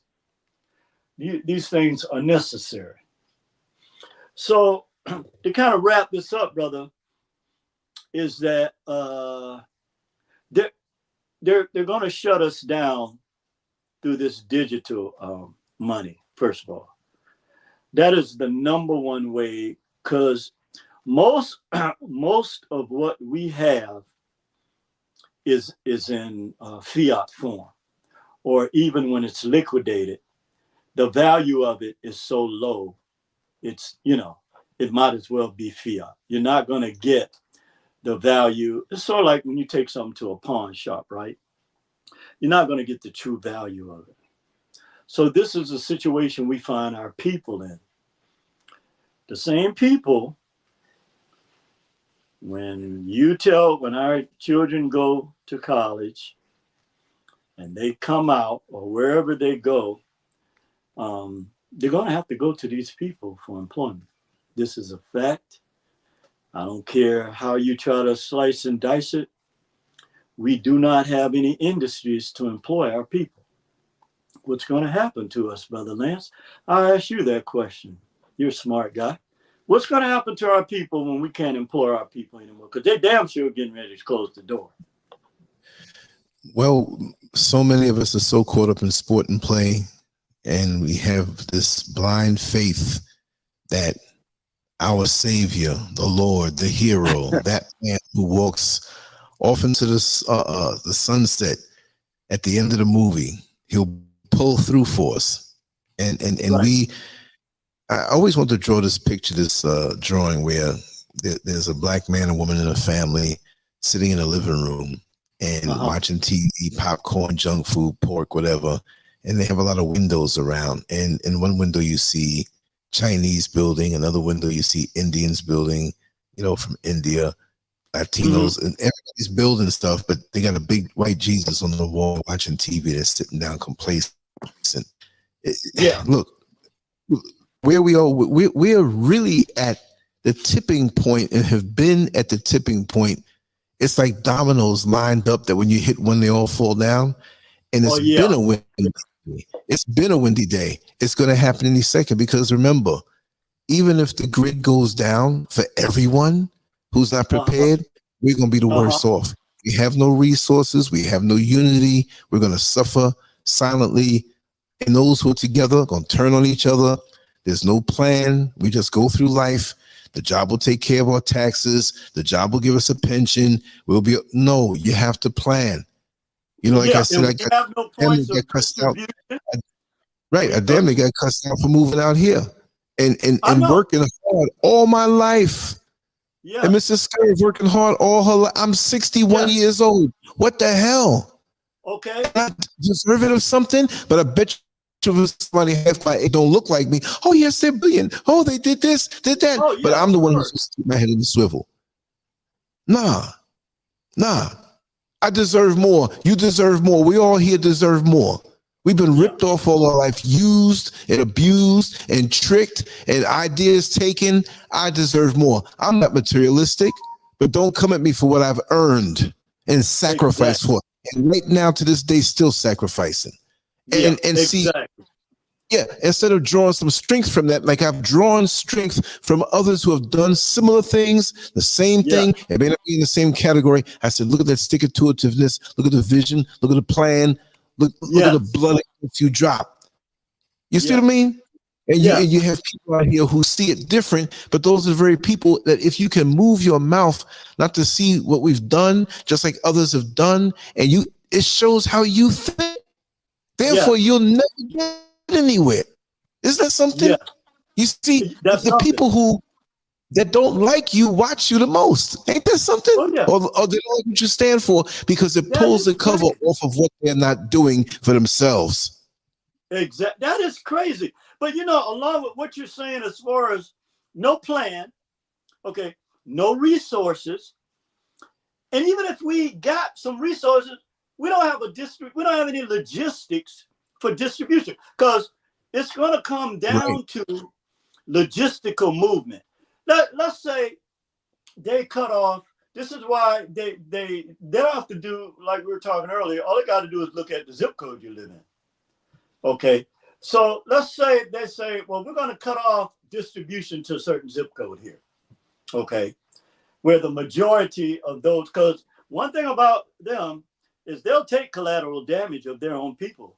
They don't care nothing about that in order to affect the majority of us. They'll take some of their own down. Hell, they'll take their own mom and daddy down if it means holding you back. But see, again, our people are focused on the wrong thing. And then we're so emotionally against each other with this house nigga, field nigga mentality that we can't see beyond anything else, that you got an arrow pointed right at your head, cocked.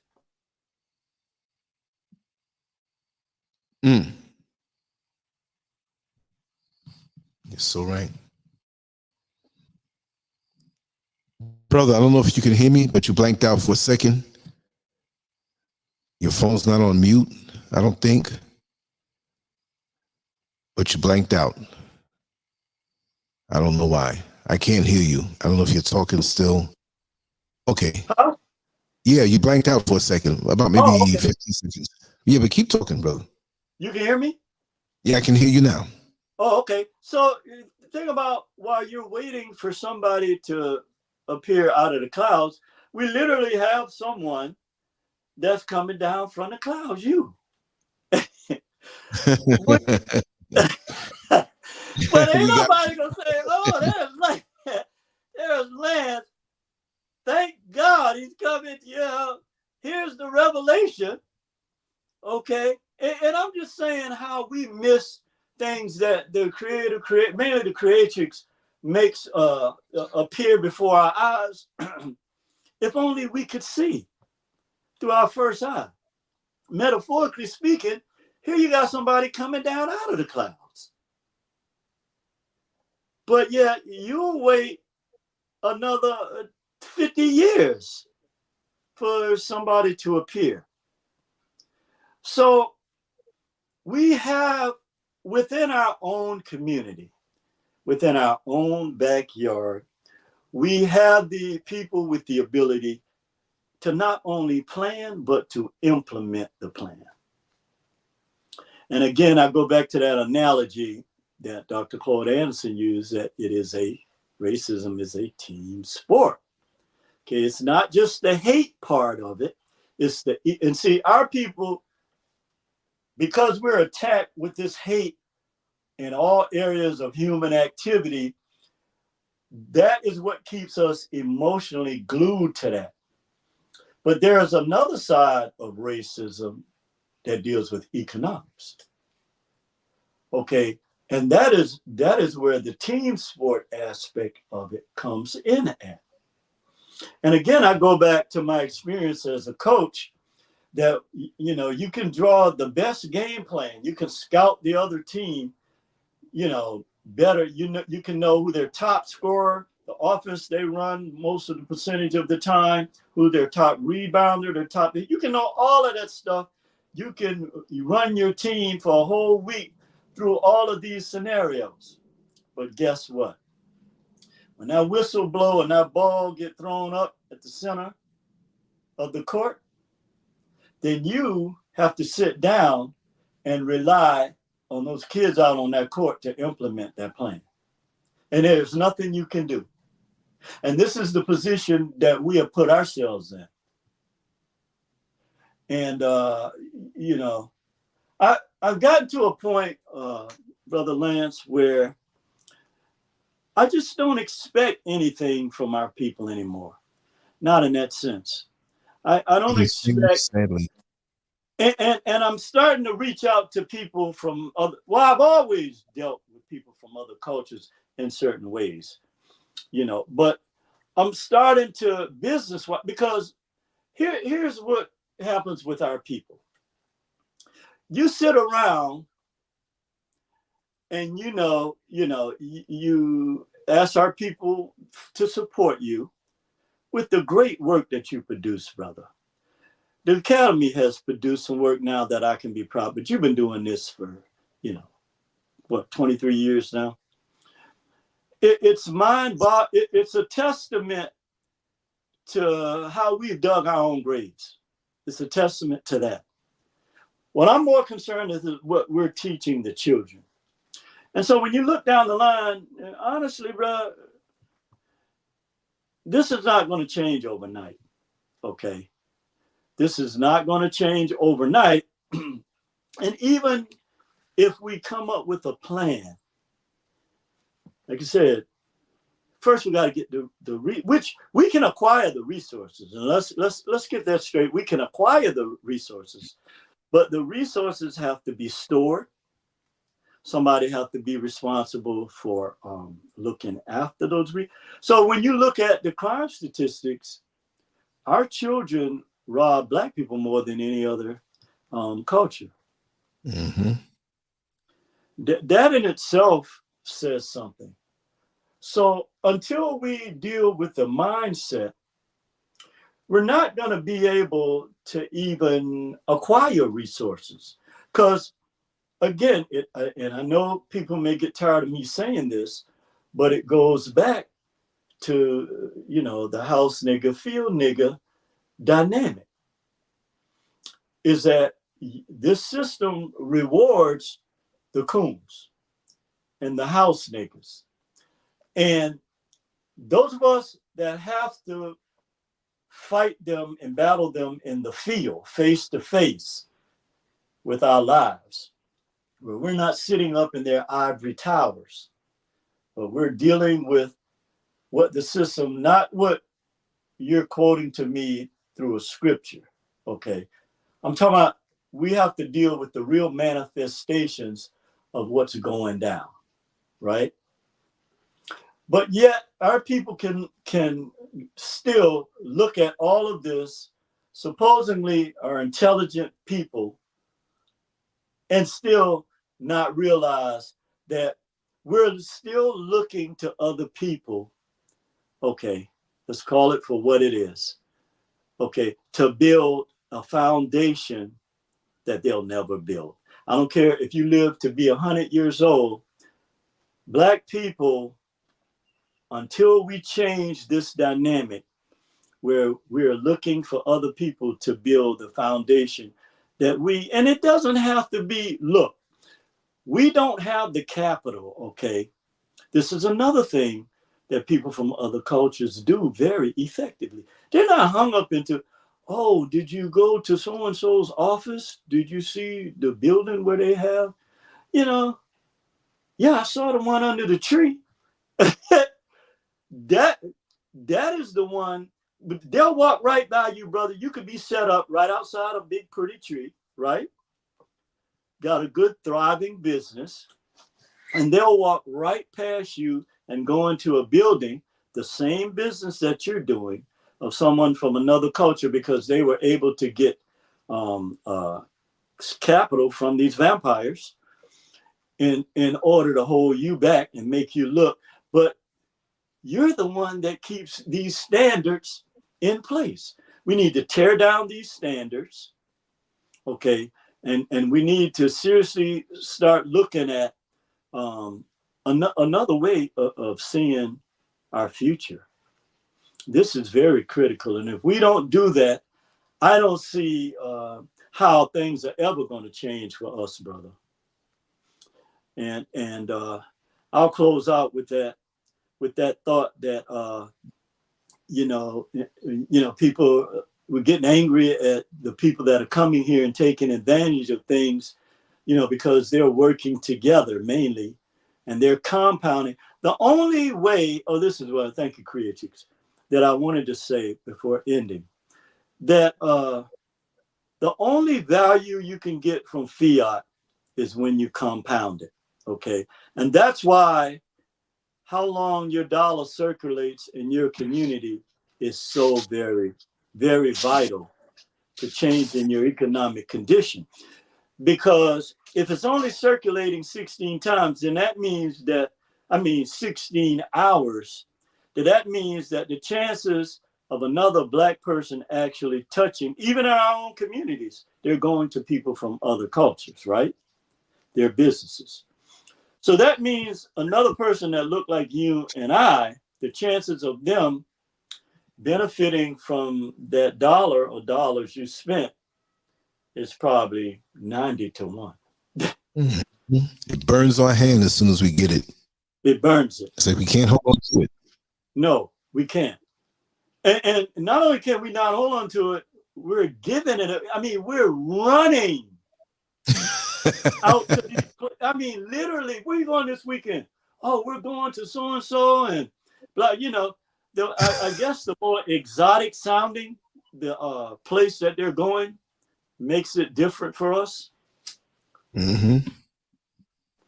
Yeah, we're going to so and so restaurant, and we're going to meet some of our friends there. Oh yeah, and it's a very suave place. I just listen to some of the language our people use. Going, when you walk that out door, like, oh, we're getting ready to get them niggas money. And that's how they look at you, bro. And I'll close with this analogy. So this angel or God was giving out gifts to 3 people. White person, a person of Jewish descent, and a black person. So the white person, they said, okay, so what do you want in terms of your gift? Anything you want in terms of gifts, we'll give it to you. And so the white person said, hell, I want my own country with land that I can grow, set my own laws. The people that live there, basically like a king, right? Right. He asked the black person and said, well, what do you want? He said, I want $10 trillion. And it's like, okay, $10 trillion of what denomination, right? So, theoretically, the God, he's thinking, okay, this thing is crazy. I'm just saying, you can have anything, right? But you want $10 trillion. Okay. And so the guy looked at him and said, you sure? He was like, no, 20 trillion. He said, okay. So he looked at the Jewish person. He said, okay, so what do you want? He said, well, I want a plane and an address to where that black man gonna be, where he lives and where the people like him are gonna live. And God was like, really? Why do you want to pay? He said, wow. No, he said, and I want the address of where he said, because I want to be able to fly wherever he is, okay, with that $10 trillion. Oh, yeah. I'm going to build an empire where he's going to be my servant. He's going to get most of that money. He's going to get most of that money. Oh, he's going to get that 10 trillion and interest. He's going to get that. Or she's going to get it. And see, this is the condition that our people are in. They want to get, instead of saying, well, I want buildings with my name on it. Or I want a mansion in the clouds. I want a school. I want a rec center. I want something that has my mark on it. You know what I mean? That can inspire and encourage other people to see what type of dedication, what type of effort it takes, despite the fact that our people don't want to support us, but you could still achieve it. You could still, and these are the type of, I remember hearing Charles Barkley foolishly say, he has since recanted on that. I'm not a role model, but what he was trying to say, now that you go back and look at it, the point he was trying to make, because our people take things, well, not our people, but those fake people take things and blow it out of proportion and put a narrative that will confuse our people. But actually, what Charles Barkley was saying was that we're not that Black people are not at the point, okay, where we can appreciate something that we worked hard for, okay, and that as the parents of these people that I'm supposed to be a role model, that's your duty to give them this sense of achievement. That if you focus on something and plant a seed and build it, that's more honorable, okay, than somebody giving you $1 million. Because now, you know, every time you turn on something, it's, yeah, it's great to aspire to be a millionaire. But why do I have to follow what you say is the road to that? Because at some point, you're still going to be my, even the terminology they use, masterclass, right? Right. So, yeah. Yeah. So I'm still in your mind going to be sometime. And then the emails that get me, and I'll end on this, Brother Lance, I'm sure you get more of this than me, and you knock them down, just like I've learned to knock them down. Where you have these cyber bullies that, you know, call themselves billionaires or whatever they are, and they'll send you, because I never respond to it, and they'll send something like, you have 12 hours to respond, like, open this email now. Yeah. Or, you know, this is your last chance. You know, I'm thinking, I was like, really? They've been sending it to you for the last 90 days. Right. For the last year for me, I opened one, because the guy said something that this one guy, and they're so narcissistic, they pride themselves on getting you, you know, bullying you to the point where you're going to respond to them. Right. And they'll come up with a lot, and I laugh, it's so funny. They'll come up with a lot of creative ways. Some of them try to get under your skin. And then they'll say little things like, stop procrastinating, you know. Well, exactly. It may be procrastinating to you, and you have the right to your opinion, but it's decision-making for me. That's right. So just because you are sending me emails doesn't change that fact. Yeah, it's amazing, man, where we are as a culture now, and these people in cyberspace that have our people twisted with this reward and punishment, just like they do with your, you know, they play the game with the likes and the views and stuff like that. You know, and they play on our people emotions because, well, let's look at it. And they do this with everything. They monetize it, but they skew it where they play favoritism, where the people that are saying the things that they like. Yes, they'll put it out front. Oh, yeah, they're out front.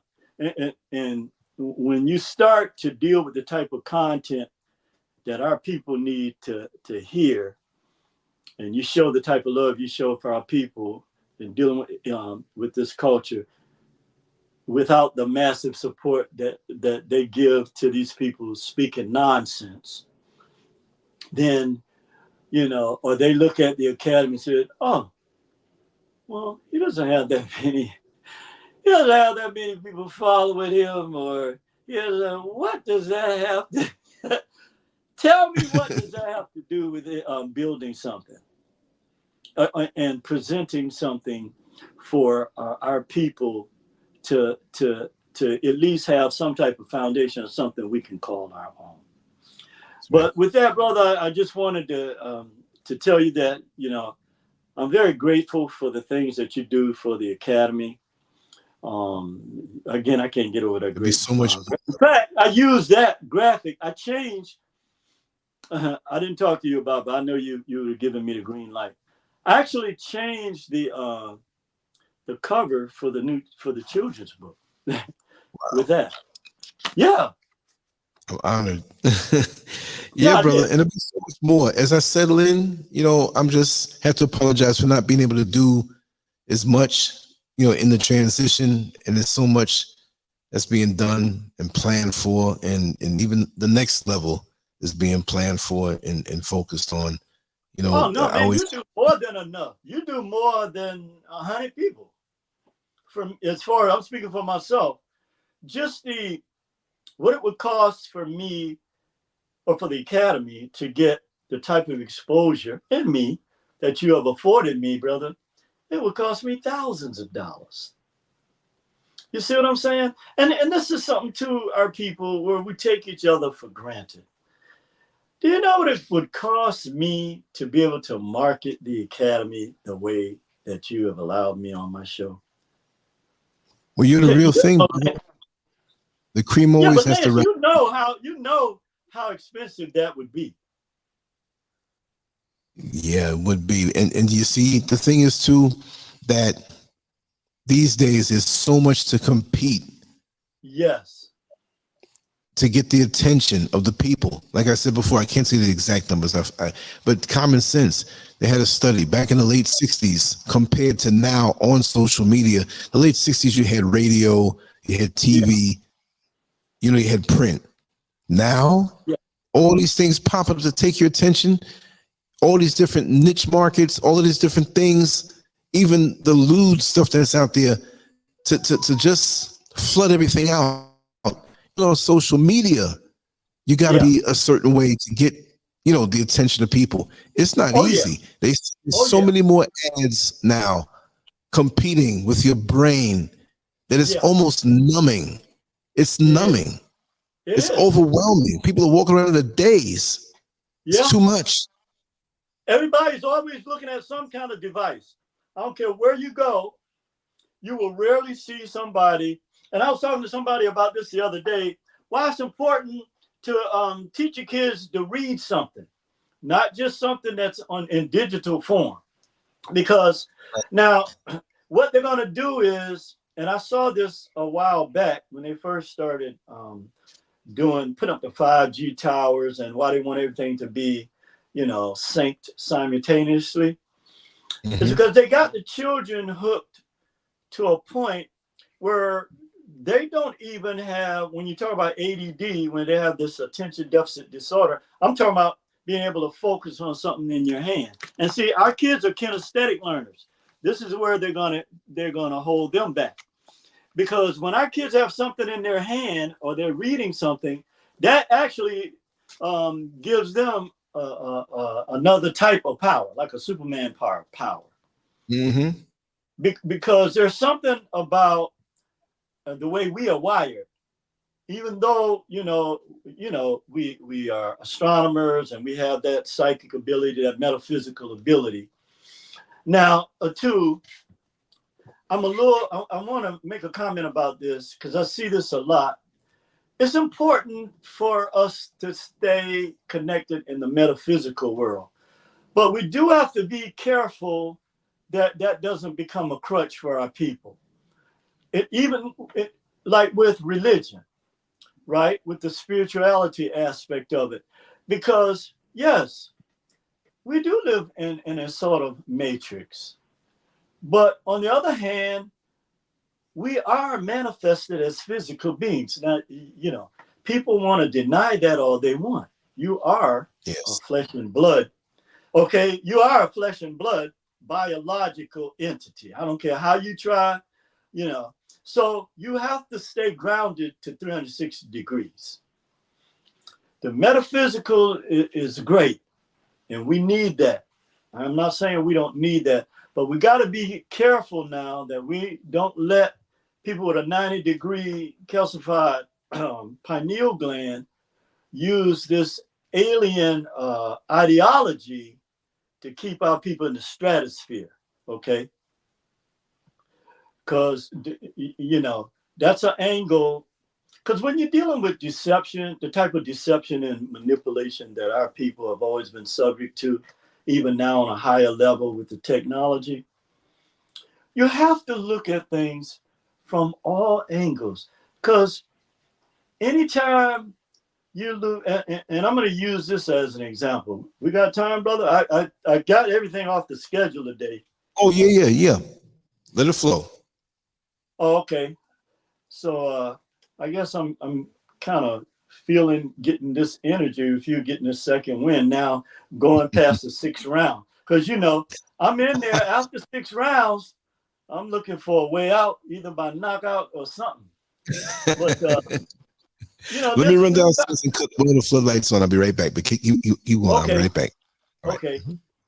So one of the things that's important to us is that we have to look at things on all fronts, because the best way the best analogy I can use for this is when you're at war, the way that they plan war is that you have to look at all fronts. If you're securing the northern, area or region, but you're leaving the east and the west wide open, or if you're securing the north and the south, then your enemy is going to attack you from the flank. So this is why it's important where we need everyone's gift to manifest as well. We need that, because if you, let's look at our own body. If you didn't have a right foot and a left foot, or a right arm and a left arm, or a left brain hemisphere and a right brain hemisphere, you couldn't walk.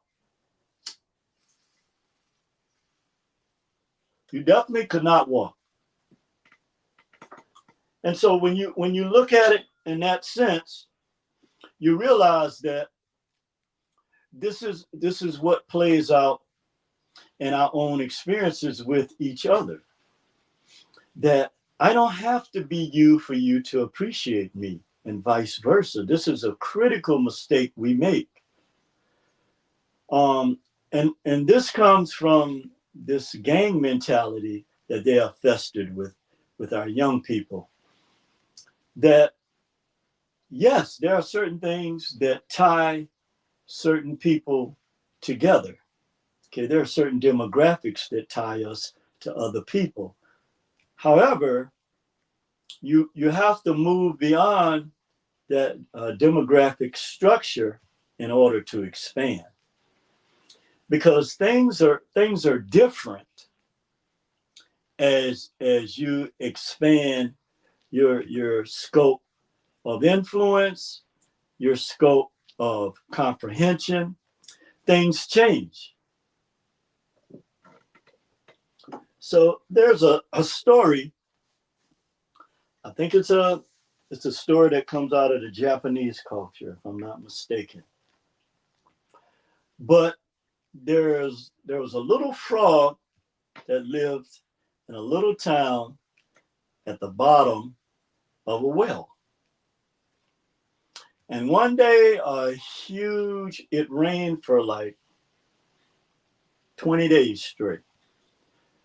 And it filled up the well where the little frog or toad was living, so much so that it brought the frog up to land.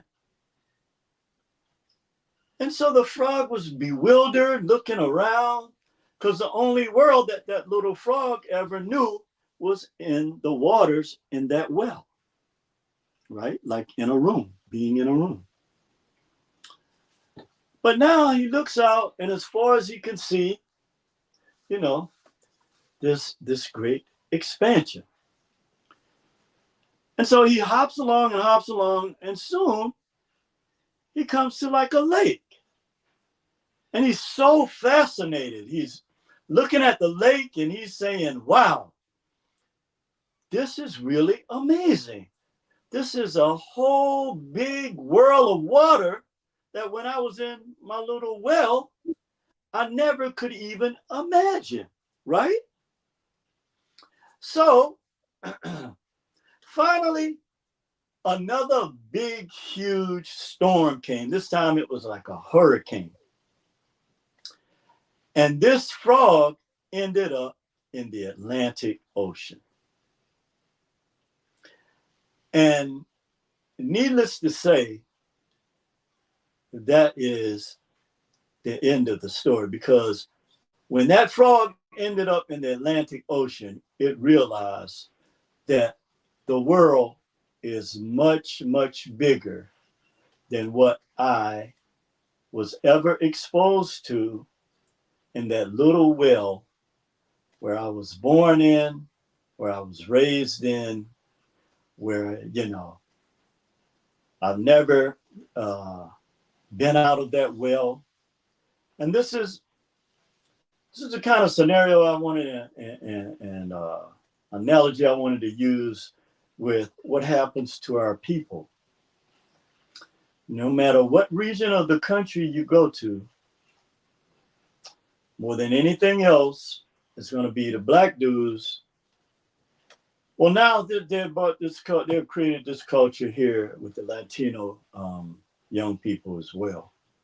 And, you know, I get it. I get where that culture comes out of. But what I'm talking about is that anywhere you go in this country, it's going to be the black dudes that step to you and create the differences that exist in whatever the situation is. Now, I want to ask the question, how many people are on the Chamber of Commerce of that city that are black? How many, what's the percentage of black businesses that service or organizations that service the black community in these areas, these territories that you're guarding? Is there a black person that owns a professional sports team in that city? All of these things that create divisions with us. You know, it's healthy to have, you know, good competition. That's healthy. In fact, I encourage that. But we have been taken over the line with this for a more morbid reason. How many of are there any black people that own any states in the United States? So the point I'm trying to make is we all should be proud of the city, state we came from, the things that made us who we are. But there's a bigger world out there. Okay, I don't care where you come from. There's a bigger world out there. You have to learn. The people that are successful learn to adapt in a positive way, okay, to wherever. And I always like to say, like nature teaches us, you can put a seed anywhere where there's fertile soil, where it gets sunshine and rain. And that seed is going to germinate and it's going to manifest into something. Fruit tree, whatever, mango, apple, orange, whatever. And we know this principle in nature and nothing can change that. However, the same is true if you plant your seeds in unfertile soil, which everything that we are taught is geared towards us planting our seeds in other people's gardens. That's how I wanted to put it. But when you get the manifestation of the seeds that you planted in someone else's garden, that harvest belongs to the individual that owns the soil in which you planted your seed. I don't care how much you're jumping around talking about how pretty the tree is or how many apples or oranges is on the tree. You're still, okay, you're still subject to the decisions that the person in which you planted that seed in their fertile soil, their land, say it is. Because they can have, okay, that tree chopped down and removed, okay? They actually, in the system that we're set up in, they are actually the owners of whatever is on their property. Okay, so this is another area where you know, we don't play by the right rules. And imagine people coming to this country with all the social dynamics that they have to navigate, okay, in order to be what we know as successful here in America. Imagine all the challenges that they have to put up with. Now, we have been battling the same system for hundreds of years to get what's rightfully owed to us. This is this is something that we put up a great fight for this. But now, I believe that Black people finally know and finally see that nobody has our best interests at heart. And even our people who make it to that level, okay, in the pit of snakes, they may, when we see them on TV, they may or may not mention things that affect you and I. But the majority of issues that are being debated have nothing to do with our quality of life. Nothing. You can, I mean, you can look at, I can think of several areas right now that needs attention right now that are going to have a major impact on Black people within the next 2 to 3 years. I can see that plainly. But I think, well, the thing that's going to really harm our people over the next 5 years, the number one thing is the failure to launch anything. Okay. And still having this same fundamental relationship with white people that we've always had, where our children that are, even the ones that are coming out of the universities, Lance, so proud with these degrees and everything. Yes. What are they going to do? So we've been mistaught about education, okay? The purpose of education is to be able to solve the needs of your people, right? We are educated to solve the issues and the needs of other people, okay? Where you're educated to go into whatever field you're going to go into. And I'm not saying you should go into a field that you want to go into. But here's another major difference that affects us in terms of our failure to launch, is that we will be, let's take our MBAs, for example. There are more Black MBAs than anything else. A lot of people don't know that. But instead of them using that to educate, I take my hat off to one of my brothers. I think Dr. Boyce, I think that's his name. I see he's launched a couple of things to educate people on how to get ahead financially in the system, and what, more importantly, what they do to get and stay ahead. You see what I'm saying? But he's the only one that I've actually, be honest with you, other than Dr. Claude Anderson. And we need our economists to have more of a presence, for lack of a better term, in order. So you see, brother, we have, and then we have people like you that are bold, that are raw, that's uncut.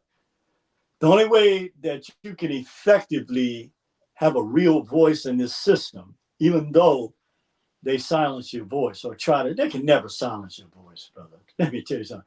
I know what you mean. If they say, let me tell you something, it's millions of people that like your show, brother. I know that instinctively. I don't care. I don't have to look at anything to know that, because I know the type of people that we're dealing with, the liars who have stolen our history. I know who they are. I am not, that's the other thing, being a butterfly, a Black butterfly. and having a metamorphosis and a real cocoon experience like you, brother, because it's impossible to be in the belly of the beast and look him in the face or her if you have not. Because you're either going to cow down to him or her.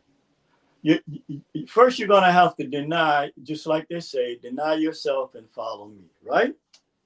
Or follow him. Okay, but when you deny yourself, you're denying the one that created you, right or wrong. I don't know where people get this from. If I deny myself, then that means if I'm wrong, correct me on this, Brother Lance.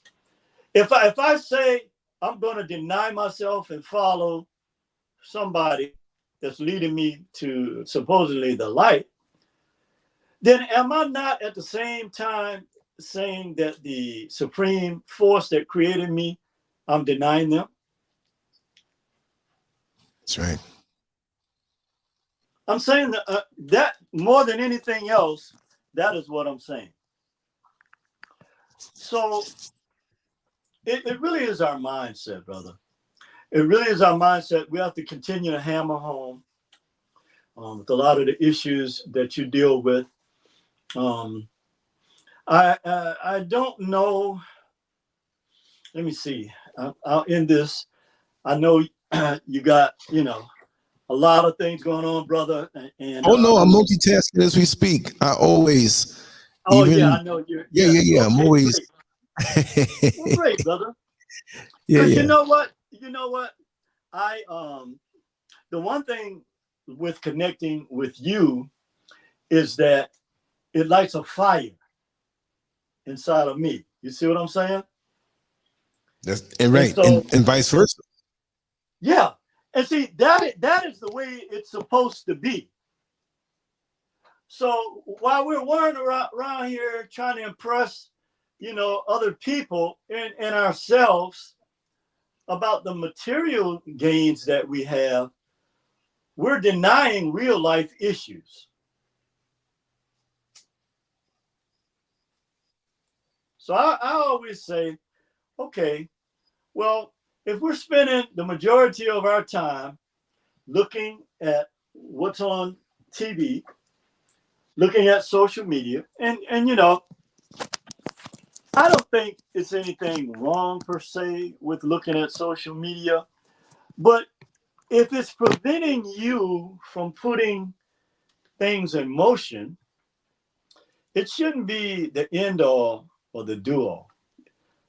Okay, it should be a launching pad, sort of like the inspiration that we get when we connect on Mondays, right? Yes. It should be a launching pad for each other and for our people, wherever they are, under the sound of our voices, to put things in motion. We know what the problems and issues are. We talk about the problems and the issues, and if you don't know what the problems and issues are, then you've been living under a rock. Okay. Not only do we talk about them, we dissect them like you do on your shows. Okay, and so the importance of this is it teaches us the principle of thinking. Why would you not think about the issues that are important to you? If you're, let's just say you're a selfish person and you're not giving out any energy to the world, but you're still not the one that's thinking about the things that affect you. You're thinking about what someone else has told you and taught you that you need to be focused on. But when we look at the hard numbers and the reality of it, looking good is not cutting it. That's right. Lying. Some of our sisters, they look real good. Okay. They look hella good. Then you got the brothers, to keep ourselves like we do in some kind of shape. That's always something, okay, as the primordial seed, we have that virility in us. Okay, Yes. I'm going to say it.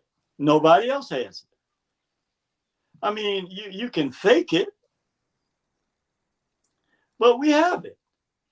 So black men, so what they try to do is, oh, that's an alpha male. Oh, that's a beta male. Really? How would you know the difference? Have you ever walked one day in the shoes of a black person? Right. I already know the answer to that. No, you have not. So I mean, so all we have to do is think, and we have the answers. But again, getting back to the practicality of the situation is, it's like every day it's more and more of the same stuff in terms of how we're interpreting things. You're getting angry at somebody that's pointing out, giving you constructive criticism. Why? When this is your behavior that we're talking about. This is not something that we're creating out of thin air and say, oh, well, you know, let me make this up about black people. And no, the information that we're dealing with and the data that we're dealing with comes from your behavior, not something we just thought of in thin air, okay, or created out of thin air. And so when I think about how they get us in the area of our minds, I go back to that show we did when I was telling you about what David Copperfield did to me and my friend when we went to see him. My boy, we couldn't believe what he did. You know what I'm saying? So there was 1,000 people sitting on the other side, and we were sitting on this side. Right. We really went to see Jamie Foxx, but we went to see Jamie Foxx, and I can't think of the girl's name. I like her. She has that strong black feminine energy in terms of a loving aura. I think it's Fatima. I can't think of her name right now, but you know, real curvy sister. We got a strong presence. So we actually went to, but he was like a show that they added in order to draw people. So long story short, we sitting over there. He was standing on this stage in the middle of the floor because it was the arena that the Portland Trailblazers playing, and the Coliseum. And he was like elevated, sort of like in a balloon, hydrogen fuel balloon. And so he was up there, and he was talking to us. He said, so I'm going to show you some amazing things about the human mind tonight. He was like, some of you, this will be a life-altering experience. And he said that there are forces in the universe that we have access to, that the majority of us, because he was talking about the pineal gland, because of the way that they have closed your mind, we're unable to see when it's right in front of us. Yeah, okay, whatever. You know? And Gino, he like that. He like, you know, yeah, whatever, man. Let's just see. So what he did was something so magnificent that to this day, so I found out why the alphabet boys watch his every step, because this gift he has, he can predict numbers on the lottery. Yep. So a foreign country, imagine if a foreign country kidnapped him. Oh, God. Oh, yeah. So he is very, because he was telling us that story about how, you know, he saw the numbers and his father gave it to his father or whatever, or grandfather, and they hit the numbers. And after that, people was blowing his phone up. You know, funny guy, but real showman. And he had this flair about him. And he looked over at us and he said, in 10 seconds, I'm going to clap my hands and something is going to be transferred to you that we'll talk about when you come back or something like that. So he clapped his hands. I guess we blinked. We looked over and that whole other side was gone. You know this story, Lance. Mm-hmm. I've told you stories a couple times. And It's crazy. Yeah, it's crazy. We looking at each other like, what the hell is going on? What happened? So he laughing, he's swinging around, and this like hydrogen fuel balloon type thing. And he laughing, looking at us laughing.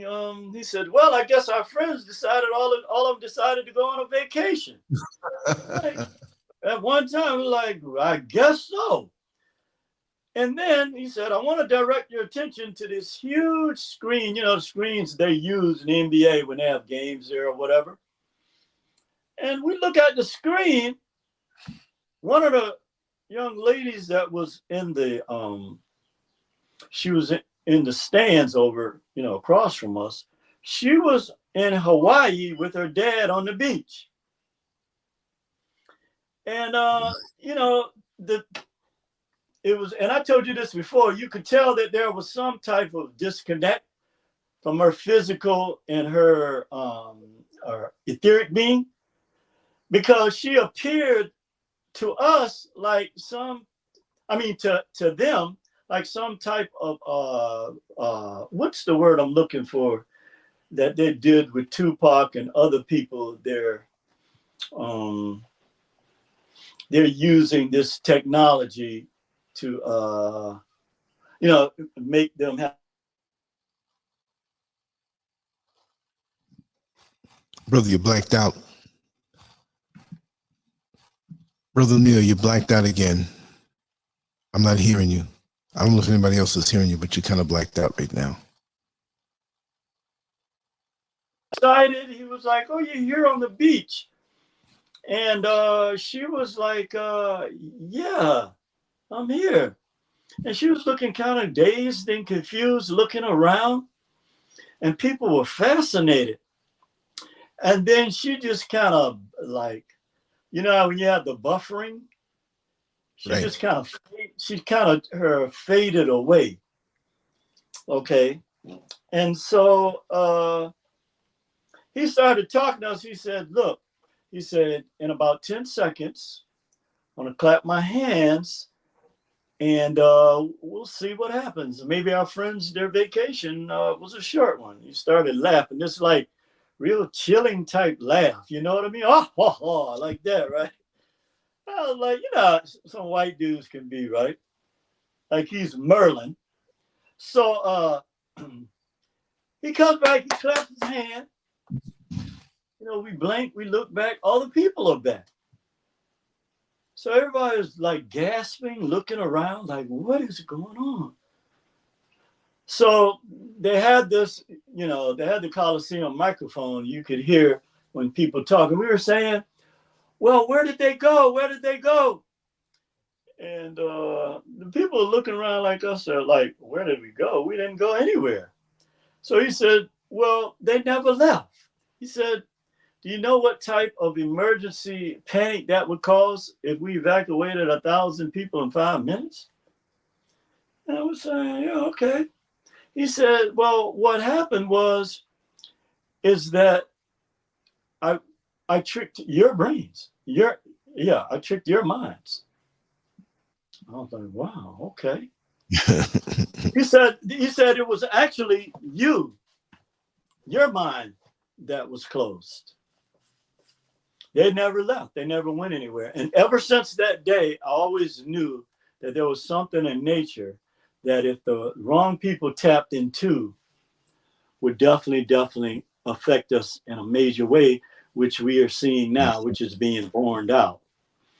And so, finally, I don't know why we want to continue to live in this illusion. why we won't just get down to the nuts and bolts. You know, it's Team Black. I don't give a damn if it's Team Black in a Kibalon. I don't give a damn if it's Team Black in Turtle Island. I don't care if it's Team Black in South America. I don't care if it's Team Black in the Caribbean and Latin America. I don't care where it is. We have to get over this. They use, and I'll end on this, Brother Lance. You know, these people talking about, I don't see skin color. Really? Well, then you must be blind then. You must have cataracts on your eyes. You need to go get your damn eyes checked and examined. Because that is the most effective weapon that these vampires have used on our people that still affects us today. And with that, Brother Lance, I'll end the show. Awesome. Appreciate you, brother. Awesome. Everybody enjoys you and appreciates your work and the love you put into it and the life you've lived to absorb those lessons to kind of give it back to us in one big gumbo. Nobody does it like you, brother. That's funny. I'm going to eat some gumbos from today. Nobody does it like you. Trust me. Well, I appreciate you, brother. This, you know, the more I absorb your energy, it gives me the strength to fight what I know I'm going to face when I walk out this door. And I no longer look at that the way that I used to look at it. And one of the biggest things that I've had to come to grips with living and growing up amongst Black people all my life, like you and a lot of us, is that now it doesn't mean the same thing. Those same people that we used to hold so near and dear, even within our own families, let's say for what it is. Mm-hmm. We now have to look at them like the same people who have been attacking us for almost 500 years, that have made a living hell for us. Yeah. Unfortunately, we have to look at them the same way. So yeah, brother, keep up the great work you're doing, man. You won the championship belt back that those folks stole when they, you know, tried to shut you down. I commend you on that. Well, you know what? We're going to turn it around because this channel is not shadow banned. It has a lot of perks to it. Exactly. And we'll get everything back. So let's rock it. You know what I mean? I'm enthused. They did me a favor. Oh yeah. They, you know, it was a strategy to lay you down, brother. Nah, they ain't gonna do that. And, oh man, it's foolproof now. Coming. Oh yeah. But it's a good thing too that, you know, when we can see who our enemy is, a lot of times we can't see it. Right. But you know, it lets you know, hey, you got to fight like when you're in a fight for your life. Mm-hmm. And you know, since they didn't create me, then they don't have a right to do what they're doing to my life. That's right. So, brother, you stay strong. I'll be in touch with you. And I'll keep you posted with the information that I sent you. Yes, please. Definitely. Okay, will do, Brother Lance. All right, thank you so much, brother. Thank you so much. All right, peace and love. Thank you once again for coming on through.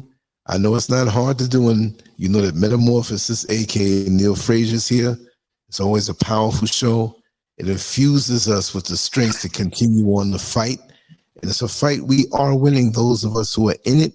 Even though we know that many of the numbers out here seem to be falling off, it's up to us to keep on going and spread everything, because the subsequent generations that are out here depend on us to pass the baton. And if we don't do it, we're surely doomed, because if we recycle and come back and see that there's nothing left, we did it to ourselves. Anyway, like I said, up at the top of the chat room, you can become a member. They get the videos that I don't drop on YouTube, but it's a membership thing, and on Patreon. They're one and the same. Thank you all for your support. You know, we're on the upswing. There's power in words. We're on the upswing and we're ascending. And that's what it is. It's a whole new day. And I'm really happy. You know, sometimes the rain comes, but that's to water the plants to bring you better fruits in the subsequent days. Thank you all so much. Peace.